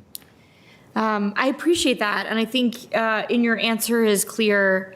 This is a very tough conversation to ask one of our emergency call takers to have, right? I think it was Ms. Bird who was talking earlier about preparing people to have really difficult conversations, right? And when it comes to racial equity, it just strikes me, maybe we're both putting a little too much faith in a one-shot training, for example, which was what that $65,000 funding was about. But to truly divert people I think your comment was a great one, that we are in a community that expects when people put in calls for service, the police will show up. And I'm glad to see the dip in the calls for service, and hopefully that does mean some community education is penetrating. But I do wonder, that's such a good point about how the fire calls are so much more scripted, and I wonder if it might be worthwhile to work with the police, maybe some of our community leaders who are involved with the PPG and our chief equity officer, to think a little bit about what the script for that conversation looks like, to have that tough conversation of, you're calling about the proverbial suspicious character in your neighborhood. Like, can we get a little under the hood and figure out if the police really need to be there? I would not envy the call taker who would have to have that conversation. And so I wonder if there's some resources we could provide them that could make it a little bit easier, with that goal of reducing the number of police interactions in our community when they may not need to be there. I will say, if I can just address that, Madam Chair, I saw a learning module online not too long ago. I'll try to find it and send it along. But it showed someone handling that with a member of the community without ever letting know that they were probing on their biases. Really? So it was just simply a level of conversational questions. So, sir, what about this incident is suspicious to you? Yeah. Tell us what you see. The more information you can give us, the better we can prepare our police to respond. And so through this process, they elicited someone who realized, I really have nothing other than it was somebody I didn't recognize. They could be scary, but really they weren't doing anything, so never mind. It was one of those aha moments, but the takeaway was the caller never knew that the person was probing to see whether or not there were some underlying biases. It was just so skillfully done. That's really heartening to know. I mean, I think the goal, right, is that we are trying to prevent incidents like the ones that happened in Foxcroft Heights last year, right? It's not necessarily an issue of police bias when police are sent out somewhere. There's bias all along the chain, but I think the opportunity, that's a great point, that there's a way, perhaps a way to do it that no one feels back on their heels for having called. So hopefully that's something maybe we could continue to work on across departments and perhaps the health of our race and equity officers as well. Okay, that does it for my questions. Oh, Ms. Garvey, did you have another? Oh, I'm so sorry. Vestibulate, right? It is, I can't see it. No problem at all. All right, Mr. Flacco, thank you. Thank you. Excellent work today. We appreciate you and all of your team. Okay, last but never least, Sheriff Beth Arthur and her team, thank you so much for joining us today and for patiently waiting as your fellow public safety agencies presented. Will is correct. Good chairs for people that sit in them 24 hours a day is critical. Yeah, these chairs are Not even 20. Oh, well, we do have some places that people do stand periodically, depending. Good afternoon. Do y'all need to stretch or jumping jacks or something, at the end of the? Sure. Chair yoga. That's why we've been occasionally rudely, or I have been anyway, rudely getting up and stretching my legs. I don't think it's rude. I think we all have to do that. Great. Is this on? Right. Thank you very much for the opportunity to be with you all this afternoon or early evening. And I just want to introduce, I have Chief Deputy Kidwell back there, whom I'm about to throw under the bus if he rushes out of here. He's waiting to find out about a grandchild that is pending. I've texted him a few months ago, do we have any news? He said no. And my majors, Major Foster, Major Barrett, and Major Johnson. And out there in cyber world, I have Captain Kuros, who's going to be our Vanna White for us. He is just recently promoted to not to this specific assignment, but to captain. And so we're excited to have him move up the ranks. And then I have several other captains, as well as 3 staff members, the president of the Sheriff's Association, the Deputy Sheriff's Association, Shelley Pugh Washington, the deputy, his name is Hamilton, Corporal Hamilton, and then Corporal Hageman, who are all very interested in being more engaged in the conversation. And so I'm glad to have them virtually here with us today. So if we can move to the second slide. Yes, the Sheriff's Department mission statement is partnering to make the justice system work, and that is what we strive to do, working with all of our partners in public safety as well as with the community to ensure the safety of those individuals remanded to our custody, our court services, the judicial services, transportation of anyone that we're moving around, and the service of warrants, both civil warrants and criminal warrants out in our community. So that's what we strive to do every day. Kiros, if you could, thank you. So department overview, as everybody's aware, we have a new medical contractor who started in November, and I'm really pleased with the progress that we're making with our new contractor. Their name is Medico. They are a small company based out of Richmond, Virginia.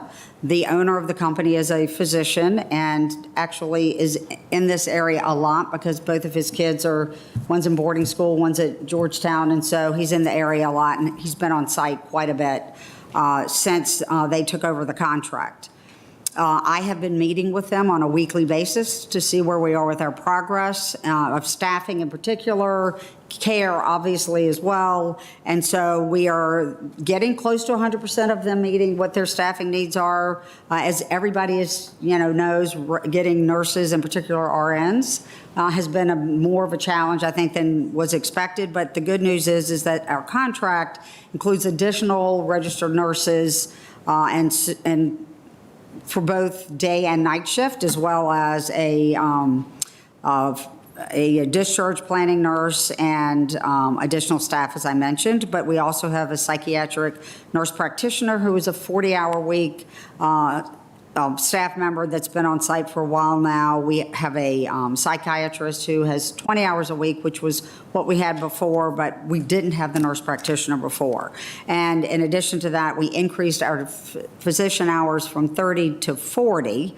And so we definitely are seeing, more staff. Our contract increased about just under $700,000 to accommodate both raises to the staff that were here, parking stipend for the staff, which I thought was very intuitive of them, literally just driving up to come see the site to recognize that that would be an issue for their staff. And so they made a decision to do something that was a benefit for that, which has been good in helping them retain some of the staff that were here that they had met with and decided that they would retain.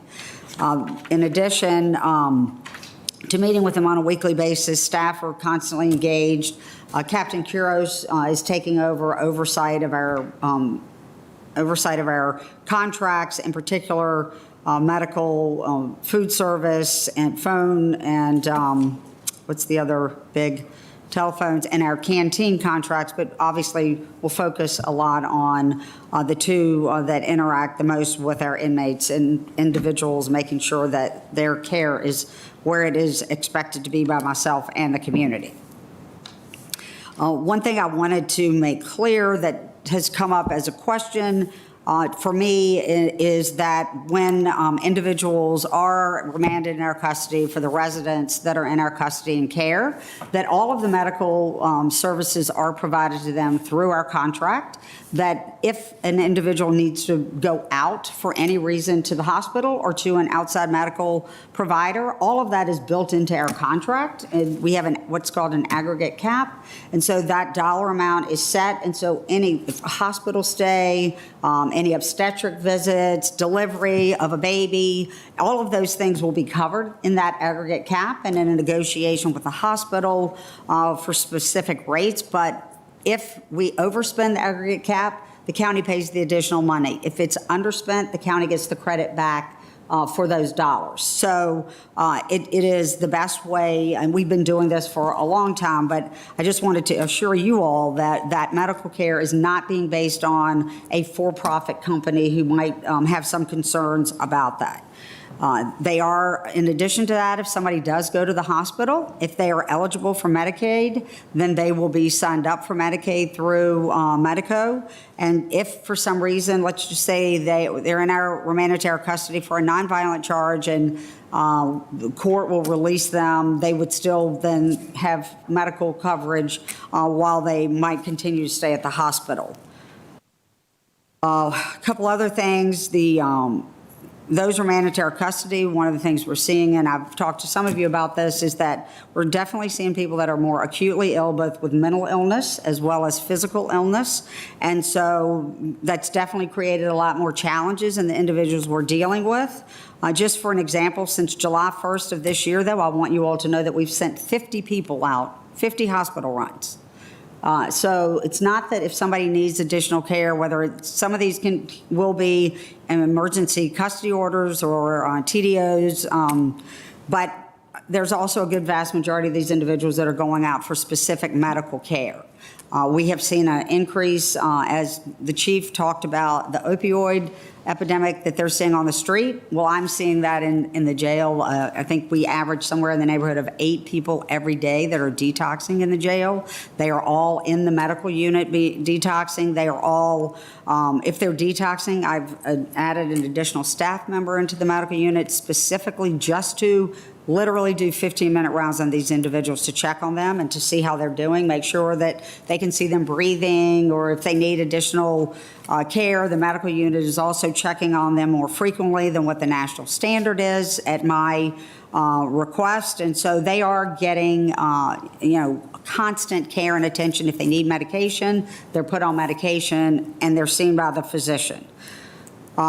Part of the other thing that, in addition to the new medical contract, is that you all funded a quality assurance manager position for me, whose sole job it will be to oversee all of our contracts on a daily basis to make sure that, in particular, food service and medical service, which are the things that touch our residents the most, that they are meeting all standards and requirements of their contracts, as well as any accreditation standards, whether it's Department of Corrections of Virginia standards or American Correctional Association standards. And as I've mentioned, once Medico is on board and we can go through the process of getting accredited by NCCHC, which is National, somebody help me back there, Association of Correctional Healthcare.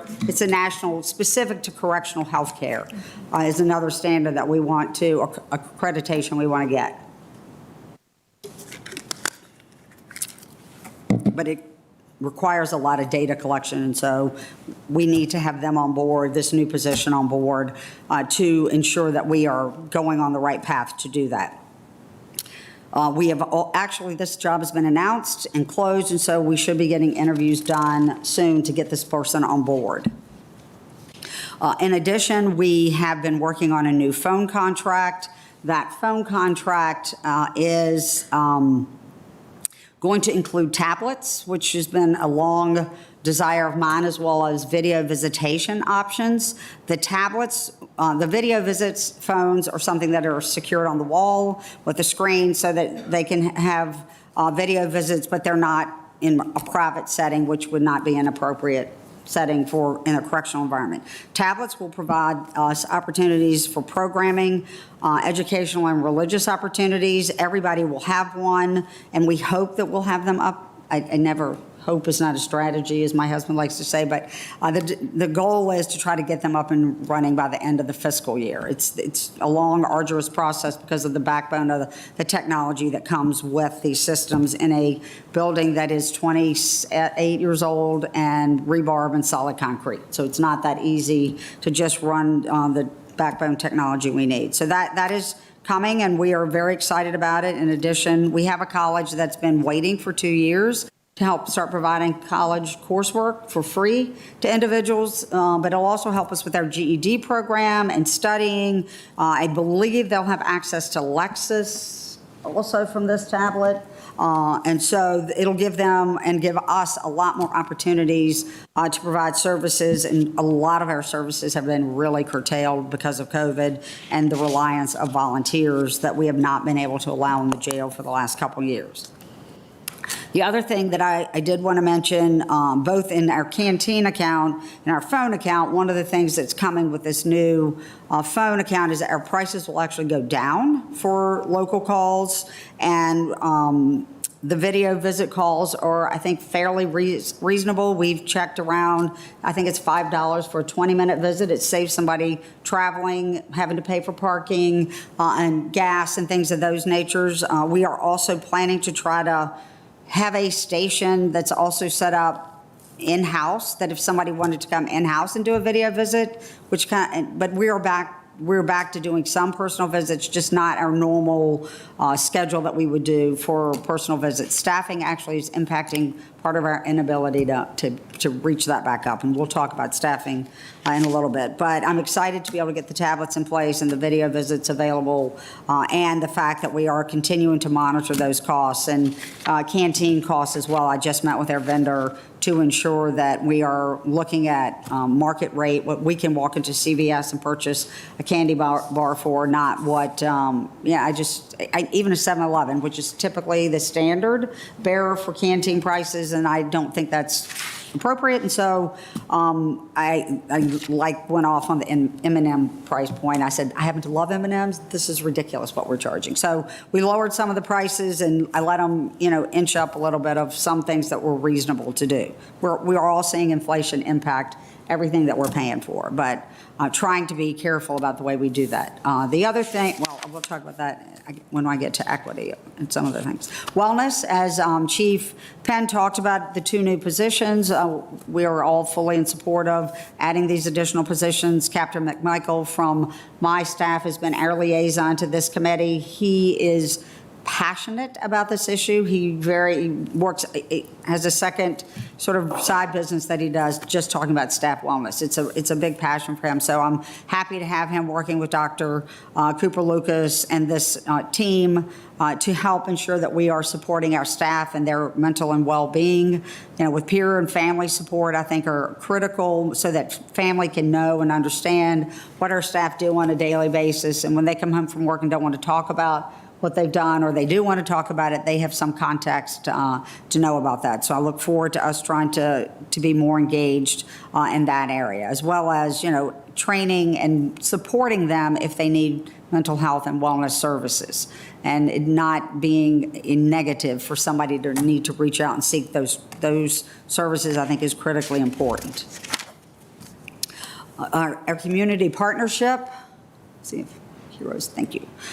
We continue to work to raise money for every year for Breast Cancer Awareness Month. We have 2 survivors that work in our office, and so it's become a real passion for most of our staff. This happens to be another passion for now Captain Kiros, as well as Lieutenant Rogers, both working really hard. We were able to make a $5,000 donation to the foundation at Virginia Hospital Center, and along with another $5,000 donation from Coons Toyota here in Arlington. They've been partnering with us for a number of years. And so that money goes specifically to the outpatient clinic that they have, and that is the clinic that we utilize for, in particular, obstetric care for our female residents. And the good thing about using VHC's outpatient clinic is that they can then, if they are released prior to delivery, can still continue continuity of care through the hospital and the clinic there. And so we're always happy that we're able to help provide a little bit of extra help to VHC and the foundation. In addition, we continue to work to collect food for Arlington Food Assistance Center. This year, we collected 3,700 items of food. And this has been a long-standing activity that we've done. In addition, the 20th anniversary of the 9/11 commemorative race. This is a race that Captain Kiros has been the chair of for the last several years and has passed the torch moving forward to a captain from the fire department, but we'll continue to assist them. Right. Next slide. Okay. The detention facility statistics, just to show you. So we booked in 4,441 individuals last year.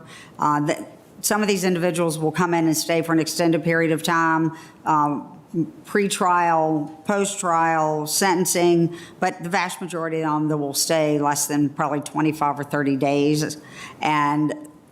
But what we're seeing, as I mentioned, the psychotropic medications, over 2,275 individuals over the course of the last year that might have come into our custody for some period of time or another were placed on psychotropic medications.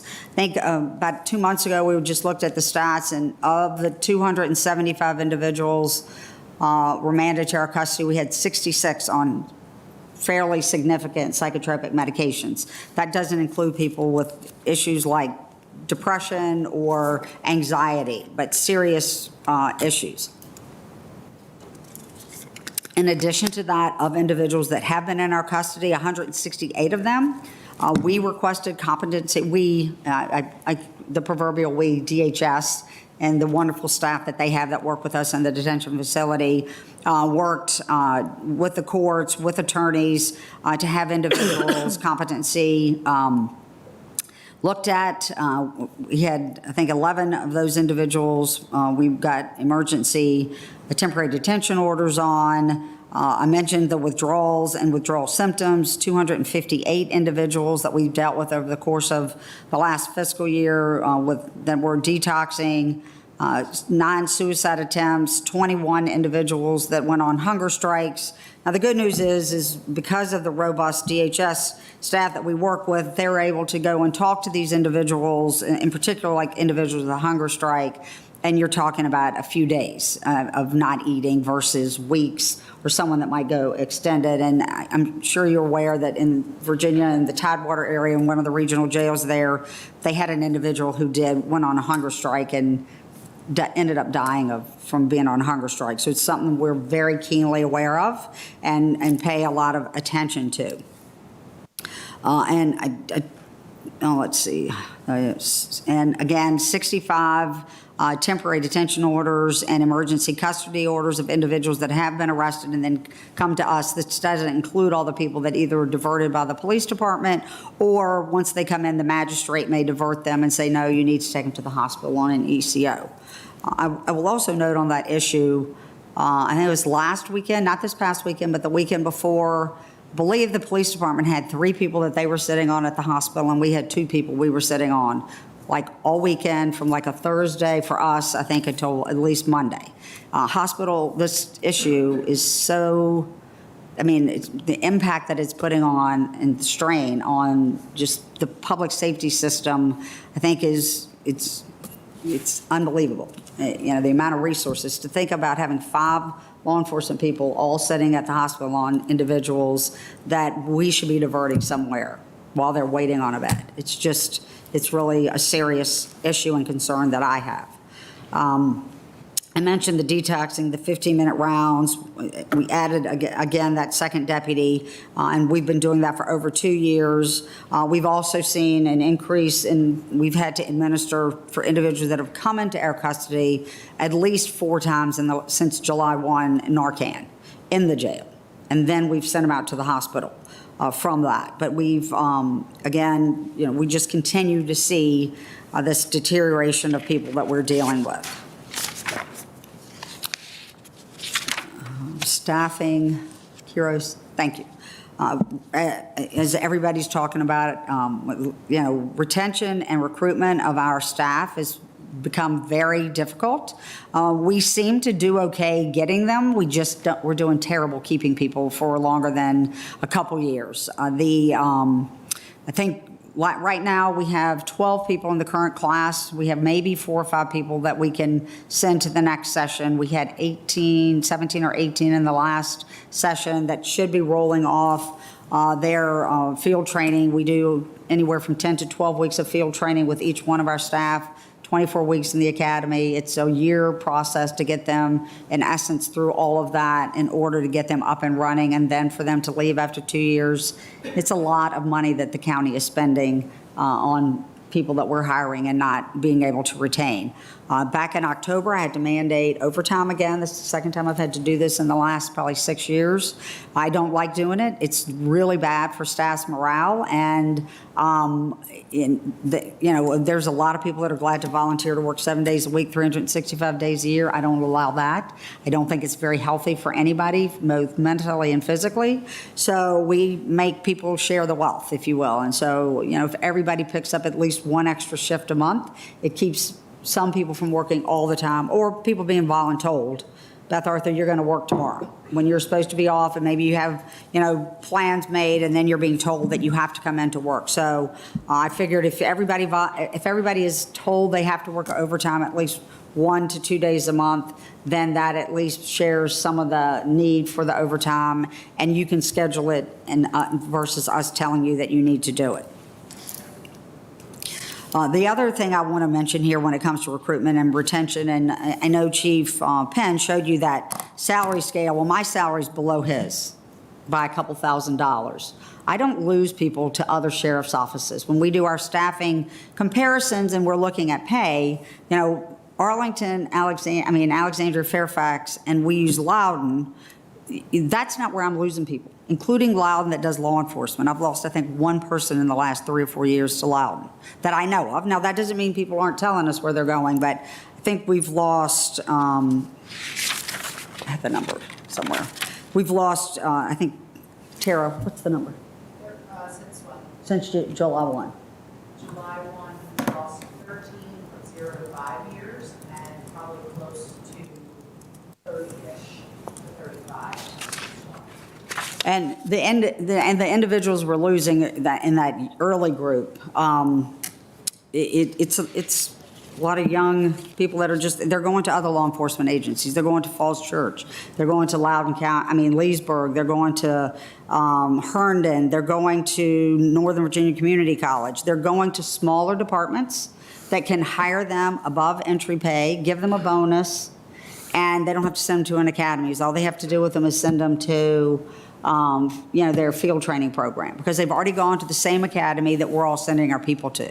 And if I'm the chief of police, no disrespect to Mary Gavin, she's a good friend, I'd be hiring those people too. You just are, because it means that I don't have to lose you for 20 weeks at the academy. I can bring you in and put you through a field training program and get you going straight to work. And so for all of these agencies that we're losing people to, they're law enforcement agencies. They're not other sheriff's offices. So as we look at compensation, I need to be competitive, A, with the police department, but B, with our other local law enforcement agencies. I think the last 2 testings we've done, which we do on a regular basis, we've had 1 or 2 people show up. 1 person fails out of 2 people, and so finding people and then putting them through a background is becoming more and more challenging. Let's see. In addition, we've also seen a significant increase in civilian vacancies and having problems filling civilian vacancies. Inmate service counselors, we're down 3 people, and recruiting and doing the outreach for that and then filling those positions is challenging. And it's putting, again, stress on those civilian staff that work in the jail every day with those individuals that are in our custody, helping them ensure that they're improving themselves while they're remanded to our custody. The other thing is that our day shift needs a minimum of 30 people on the day shift, and our night shift needs a minimum of 23 people. That's so that we have everybody in the post that we need, and that includes the 2 people that I'm putting in the medical unit. So I don't have the luxury to say, if I have 27 people show up to work today because of sick calls or vacation, training, that we don't have to try to find people to come in to work. And so, we're using the alert system to do that. And the same thing for the night shift. And honestly, Monday through Friday, the day shift manages, because we can pull people from other resources, whether we pull them out of training and so they go over and do meal breaks, or we're pulling them off the road, not doing their normal job, depending on what court looks like. So we're able to make things work a lot easier, but on the weekends and at night, we don't have that luxury. And so making sure that we're planning those staffing numbers so that we have people to cover every one of our housing units and every place that we need them in booking and processing, central control, et cetera. It's critical that we meet these numbers. A couple projects that we have going on, I'm not sure why that's on the staffing page, but our central control was upgraded this past year, and it looks fantastic, and lots of screens for staff to be able to watch what's going on all over the jail. Our PLC project, the is also been refreshed. Courthouse security system is being upgraded both inside and outside. So that project, I think, is halfway done. Is that right, Major Barrett? Almost halfway done? Next week, yes. Okay. So we're getting there. And in addition to that, we utilize some of our revenues from telephone money to refresh the library and the detention facility for our residents because it was 27 years old and it needed a refresher, paint and carpet and getting rid of books. I think we have books that were given to us by Congressman Wolf when he represented Arlington. That's how antiquated they were. And they were just really being props on a set, if you will. And so we got rid of all of that, tried to get rid of them nicely, sell them to like maybe some theater that might want them or home setting. But anyway, we ended up having to discard them. They were so old. But anyway. Next slide. Chair Arthur, I'm sorry to do this. If I could, I think we're hoping to wrap up by 6, and I know we're about halfway through the presentation. Hoping sure. we have a few minutes for questions. I think I'm getting close. Yeah. Sorry. No problem. All right. Budget highlights. We got the quality assurance position, continuing to minimize COVID cases both for our residents and for our staff. Emergency evacuation, breathing apparatus, we changed out from using Scott Air Packs to one-time use breathing apparatus. It's easier to utilize, secure, and and works with the fire department to make sure that we were providing appropriate equipment for staff.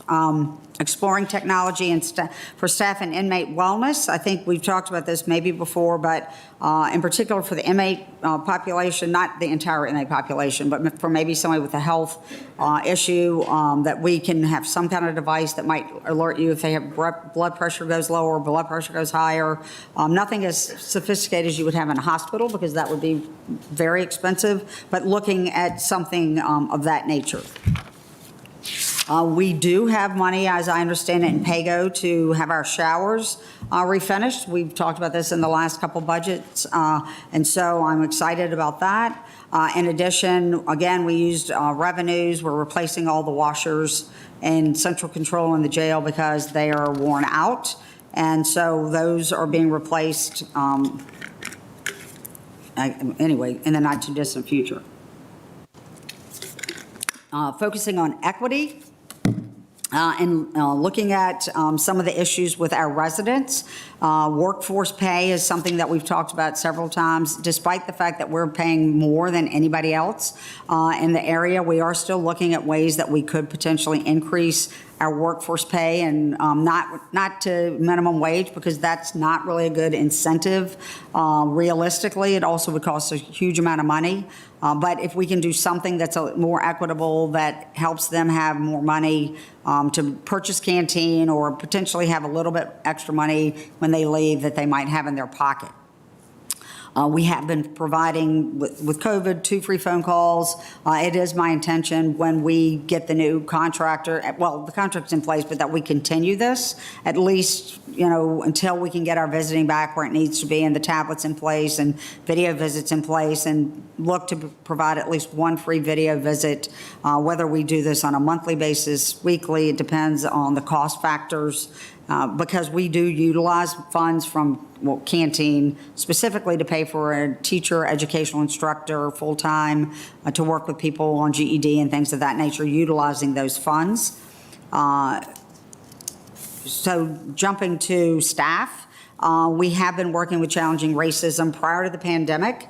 We have done 1 training session with them. We had another session scheduled, but had to reschedule it, so that's coming up later this month, working with lieutenants and above, and I think it's been a very enlightening opportunity for lieutenants and above in particular to go to training, all the way up to myself included. We would have included sergeants, but because of COVID, had limited space. We're also working with the University of Virginia on the University of Virginia biocomplexity data collection, and so that is one of the things we're doing. And I have 1 staff member, Captain Burgess, who's on the racial equity core team and working with the tools that that Ms. Byrd was talking about earlier that have been put together and given, and how can we now take these tools with limited resources and build a team internally and start doing more for all staff. And so that is one of the things that we are working on as we speak. The next slide is the budget. Expenses are a 3% increase. Revenues, 5% increase. Again, the position that was mentioned, I would also note that there potentially could be more revenue from the state, but until the governor signs something, I don't count my chickens. So we'll see how that goes. But there has been money put in to give pay raises to deputy sheriffs, which would offset county tax dollars and what we're spending on deputy sheriffs. So. And they've talked about a little teeny bit of additional money for state responsible inmates, but it's like, I think one place $1, one place $2. It's not a significant amount of money for out of compliant state inmates, but still, increasing it would be helpful. Next slide. Again, the quality assurance position was included. One-time funding for ballistic vests. We need to replace these on a regular basis, and so this helps us get started or continuing to ensure that we're replacing people's vests as appropriate. Funding for our ACA accreditation. Detention facility, I mentioned the hoods that we got for HVAC. And then inmate medical care contract was increased here. Key budget considerations. One of the requests I did put in the budget that the manager didn't put in, but that he and I've discussed, was that a public information officer or community outreach position for the sheriff's office. We have nobody to do that, but basically myself or Major Johnson. And in all reality, I just think both internally and externally, we need to be doing a better job with the messaging, what we do, who we are, as well as helping us maintain statistical data, putting together information that I think is beneficial for me and as operationally and working in the community so people really know what we're up to and what we're doing. So that's one of the positions I've requested. Another area that we need to be focused on is the medical unit in the detention facility has not been updated at all. We did at one point look to potentially do a little bit in the Bay Area where we have our cells, hospital bed rooms, if you will. We don't have hospital beds. We have access to a hospital bed if we need it. But they're normal, in essence, in cells, but they're in the medical unit where people can be observed appropriately for medical. So that one space area, it's just, everything is just, the drawers are falling off, the laminate is peeling. It needs to be refreshed. And so that's one of the things that we were looking at. Again, mental health and the issues that we're dealing with, acutely ill people continues to be an issue. Salary, both pay, compression, leapfrogging. I'm going to put in my one plug for the thing that the MAP program that we've used. I think when I look at pay and the pay compression issues and leapfrogging that's happening, in particular in that area, it is atrociously bad. I have 2-year lieutenant or 5-year lieutenant making less than a 1 or 2-year lieutenant because they've leapfrogged over them. And I'm trying to fix things, and I'm not discrediting that we need to do whatever we do is better than nothing, but my 3 majors back here are going to be making maybe $1 an hour more than other people that are a lower rank than them. And I just think that the amount of work that they do deserves to be compensated, better than that. And so I'll leave that there. But in addition to that, and we're working with HR now to look at some of our premium pays. As I mentioned before, we do, our FTOs do 10 to 12 weeks of field training with our staff. They have to be both law enforcement certified, not both, law enforcement certified, court certified, transportation certified, civil process certified, and detention facility certified. So they're getting all of those. Now, obviously, we spend the bulk of our time on the detention facility where they're going to be starting their career, and if they move somewhere, they're going to get more intensified field training as anyone else would in any other department. But it is a concern for me that their FTO or additional pays are looked at in the same manner that everybody else's is. Next slide. Right, this one is tricky. This is, the manager asked me last week if we could put this together, and so we tried to put it together, and we will continue working on it and update it. But it's, in particular, I think, again, as I mentioned earlier, on the number of people we're leaving. On the left side, the separation of years of service, you can see the number of people that we're losing that are in that 0 to 5 year category. A lot of, newer staff that we're losing.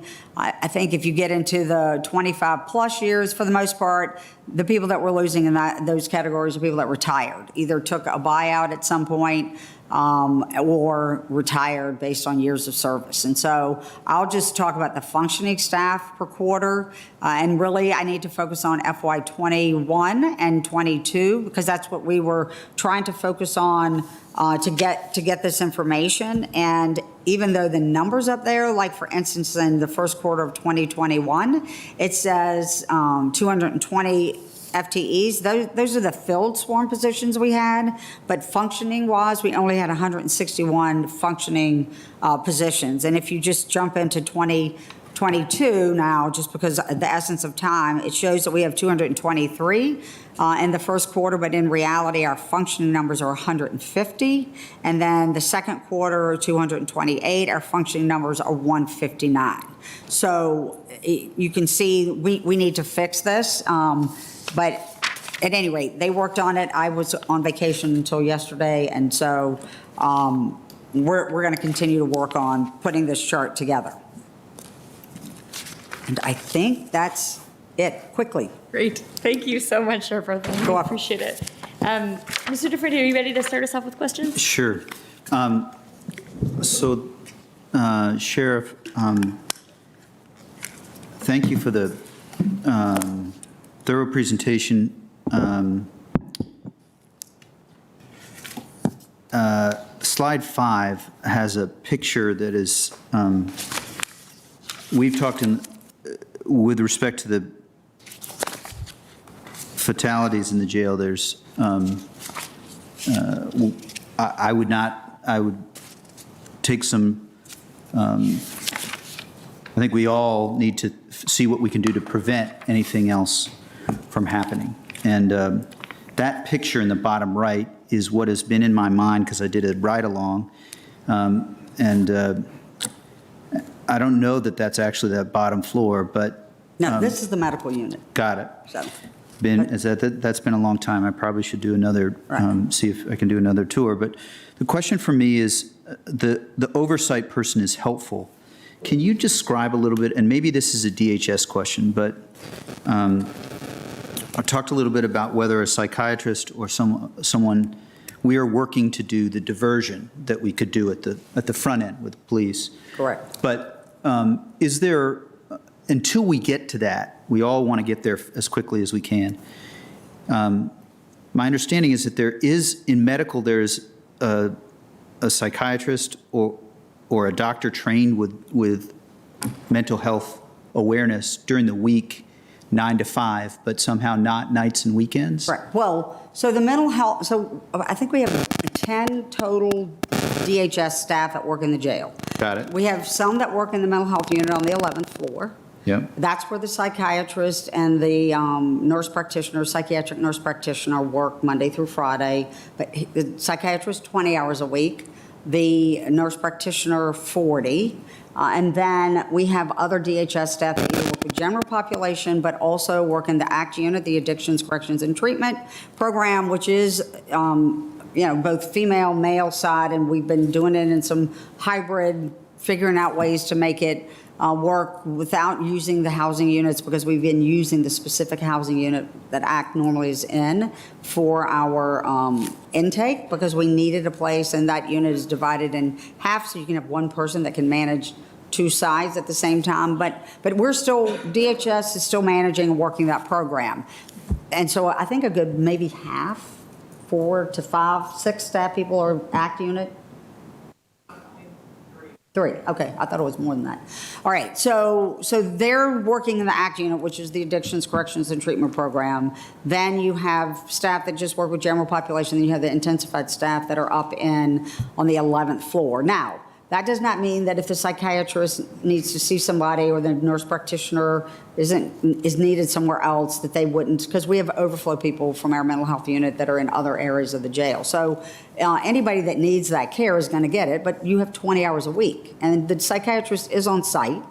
He has done some telepsychiatry, I think, but I saw him today in the jail. I was over in staff dining, and he was there actually talking to Dr. Ofong, the physician that owns Medico. So we're all working together, and that's, been a... What happens if it's that's helpful, and forgive me, I just don't know. What happens if it is night or weekend and there is no psychiatrist that's easily available? You hold until the psychiatrist is available, or what's the process? Well, so if somebody comes in, somebody comes in off the street, they're remanded to our custody through the magisterial process, and they're remanded to our custody. If it's determined that they need care, there is an emergency DHS process. I will defer to DHS to answer how they work that system, but that is not necessarily something that's physically going to come on site. They may, over the phone, make an assessment, or maybe they'll send somebody in depending on what availability they have to do that. Sure. So I'm maybe trying to parse the way I say this because I don't want to be offensive to anybody that's part of this partnership, because it is a partnership. But the reality of the situation is that if you have somebody that's in crisis, and they either won't willingly go for treatment, they're brought before the magistrate. I've met with the magistrate. I've had this conversation. I've been talking to the public defender. I've talked to the Commonwealth attorney. I'm talking. The chief and I talk a lot about this stuff. If as a last resort, if somebody, I'm say the magistrate, feels like that the person is better off, it's not a community safety issue. I don't think it's a safety issue for an individual. But when they're putting people, remanding them to jail on trespassing charges with no bond, it's trespassing charges, for goodness sakes. Now, in some of these cases, in Mr. Thompson's case, he didn't identify who he was. And so nobody knew who he was. You didn't know whether, and anyway, it took us a while to figure out who he was, because he never helped us figure that out. Got it. Okay. I think it's partly a DHS question. It just seems to me that, and there's the magistrate is separate, but it just seems to me that investing in resources so that you would have someone available those times is attractive to me. I'm gonna possibly this is a mistake to try to jump in to see if I can help and make it worse. But wouldn't it be the case, Sheriff Arthur, that if someone were committed at a time or remanded to your custody at a time that there was not a psychiatrist on site, but they were in such crisis that they presented a danger to themselves or others, that would be grounds for ECO or TDO. Correct. And then they would get into either our crisis intervention center or the hospital. But what is happening at the hospital is they're sitting there for days. Correct. Which is ER, in the hall, on a gurney, not getting any care. And we have recently opened the regional crisis intervention center as well as our local. This is I think probably will be the major discussion of our time with DHS, as it's been with our state partners. My point, however, is if someone is in acute danger and crisis, you would not simply say, we're going to wait until the psychiatrist gets here. We would go before the magistrate. And I think maybe that's the concern you were asking. Yeah, and your point on the ECO TDOs is fair. It's just, I guess, when I was there, there are cases where people may not appear to be in extraordinary crisis, but it seems to me they may be in crisis. Well, and so that's a little bit of my question. So and I had some conversation about if you had somebody there from DHS, they could engage and talk to somebody, and they may go to the magistrate and say, this person shouldn't be remanded to jail, they should be diverted. Part of the problem is the person has to be, the chief and I have this conversation regularly. Sure. If the person would be willing to go to CIT, they could potentially go to CIT. But they're not always willing, and the more acutely ill they are, but they can get an ECO or TDO. We have more people. I know this was just in the now. Arlington County has more people at Western State. We have 24 people currently, or at least we did a month ago, that were at Western State instead of being at jail. What does that say to you about how many people are coming through the door of the jail? That doesn't include all the other people that we're managing and dealing with. These are people that are so acutely ill that we can't deal with them, and Western State's not sending them back. They're keeping them. Yeah. I mean, there's a lot of context that you provided. I appreciate you stepping in, and I'm mindful that that there might not be a match between the solution that I was asking towards, but I'll yield, and there'll be other questions. Thank you. Ms. Garvey. Yeah, thank you. Listening to this, I'm mindful of the fact, I think, most of the people needing psychiatric and mental health care in this country are in jail. I mean, you're actually, what you're describing, this discussion, you'd think we'd be talking about a hospital, not a jail. So, thank you. It's, yeah. So, absolutely. I'm so glad you got the new medical contractor. Sounds like a big improvement. Thank you. Glad that you're lowering the canteen so people can afford a candy bar a little better. That's thank you. Long overdue. Glad that you're getting the iPads and stuff so people can have the visits and the phone. That's really important. Thank you. A quick question: the showers. I thought we voted for that money for those showers years ago. Those showers still haven't been fixed? No, we talked about it, but we didn't. They didn't end up getting funded. So no. We didn't fund them. I thought we did. Okay. I didn't remember. All right. And you say you have no trouble recruiting, but you can't keep people, or you're not. Up until recently, we've done okay hiring. We're just not keeping people. So do you hire from the same pool the police do hire from? I mean, how? I'm not currently. I think they still are mandating 60 college credits. I don't know if Andy's still back there. Or military experience. So we're all after, it's a dog-eat-dog world out there, let me just say. Everybody's after the same people. And if somebody can speak a second language, if somebody, comes with some experience, if they were an MP in the military, we're all competing for the same people. Mm-hmm.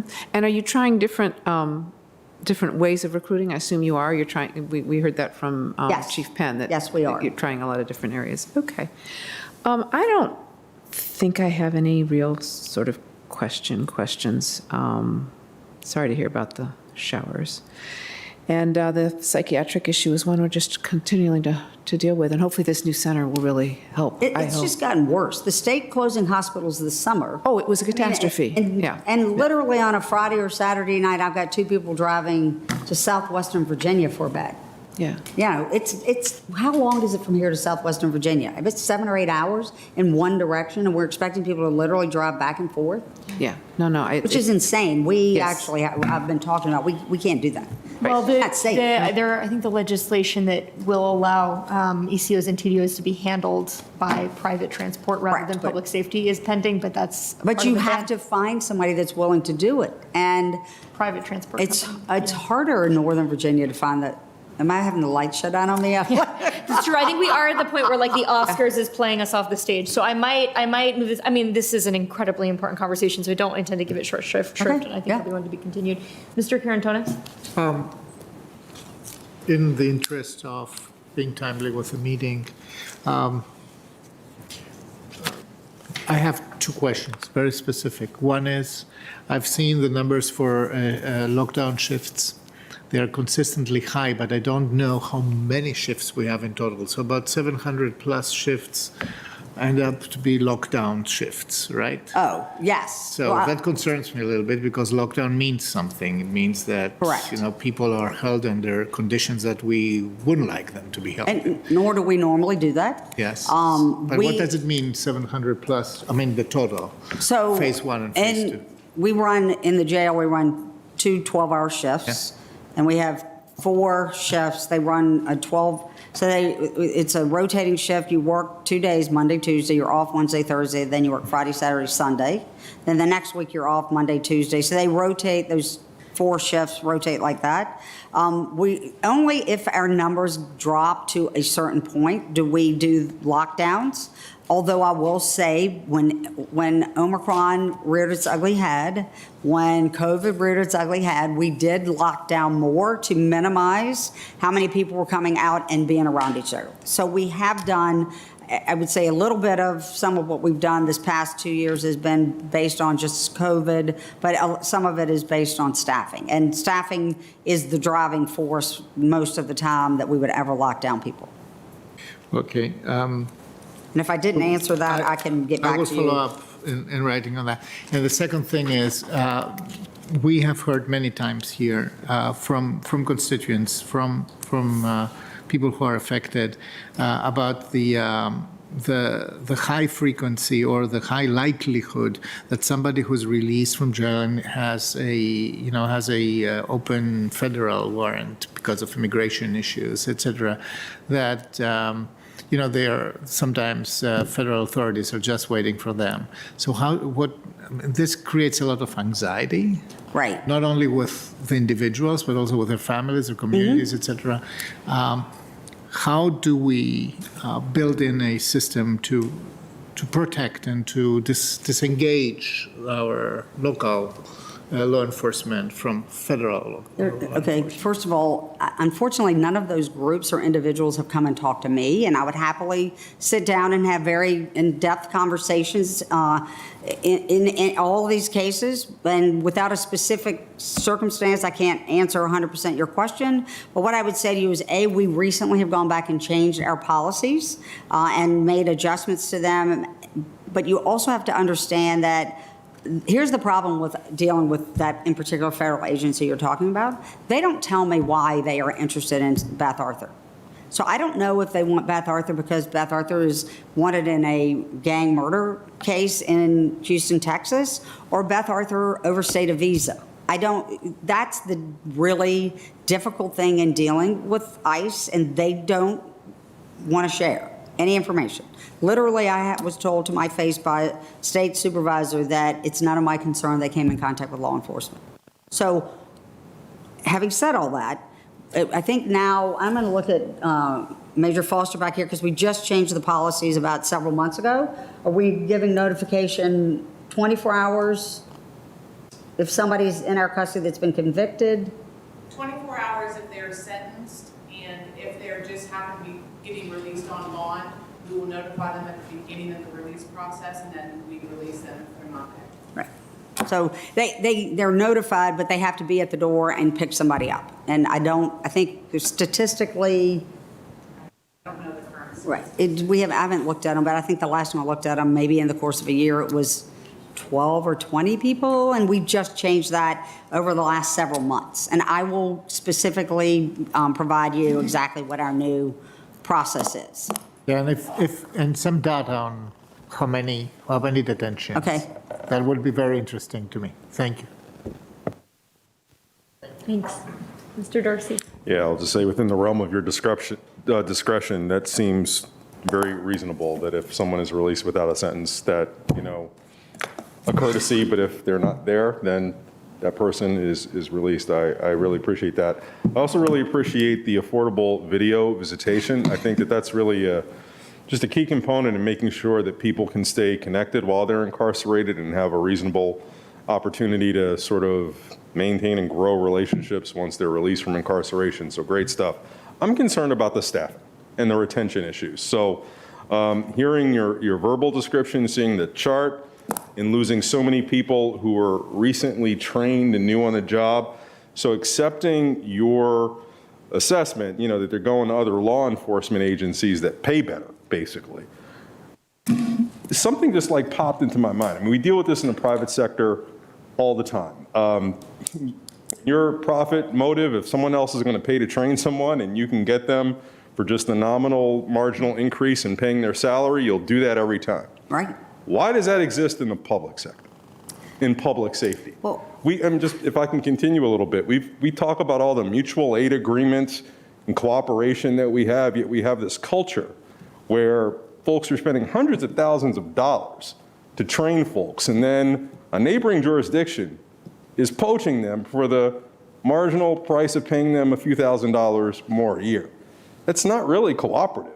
And I'm just curious as to whether or not that's been discussed at sort of the leadership level to say, is this sort of hiring practice consistent with the overall approach to providing mutual aid and support that we have overall. No, Andy and I were at a meeting at the Academy when Greg Brown, who's the chief in Leesburg, said, just FYI, the city council is going to raise my salary to be the top salary in the region. And we're like, oh, good, thanks for the heads up.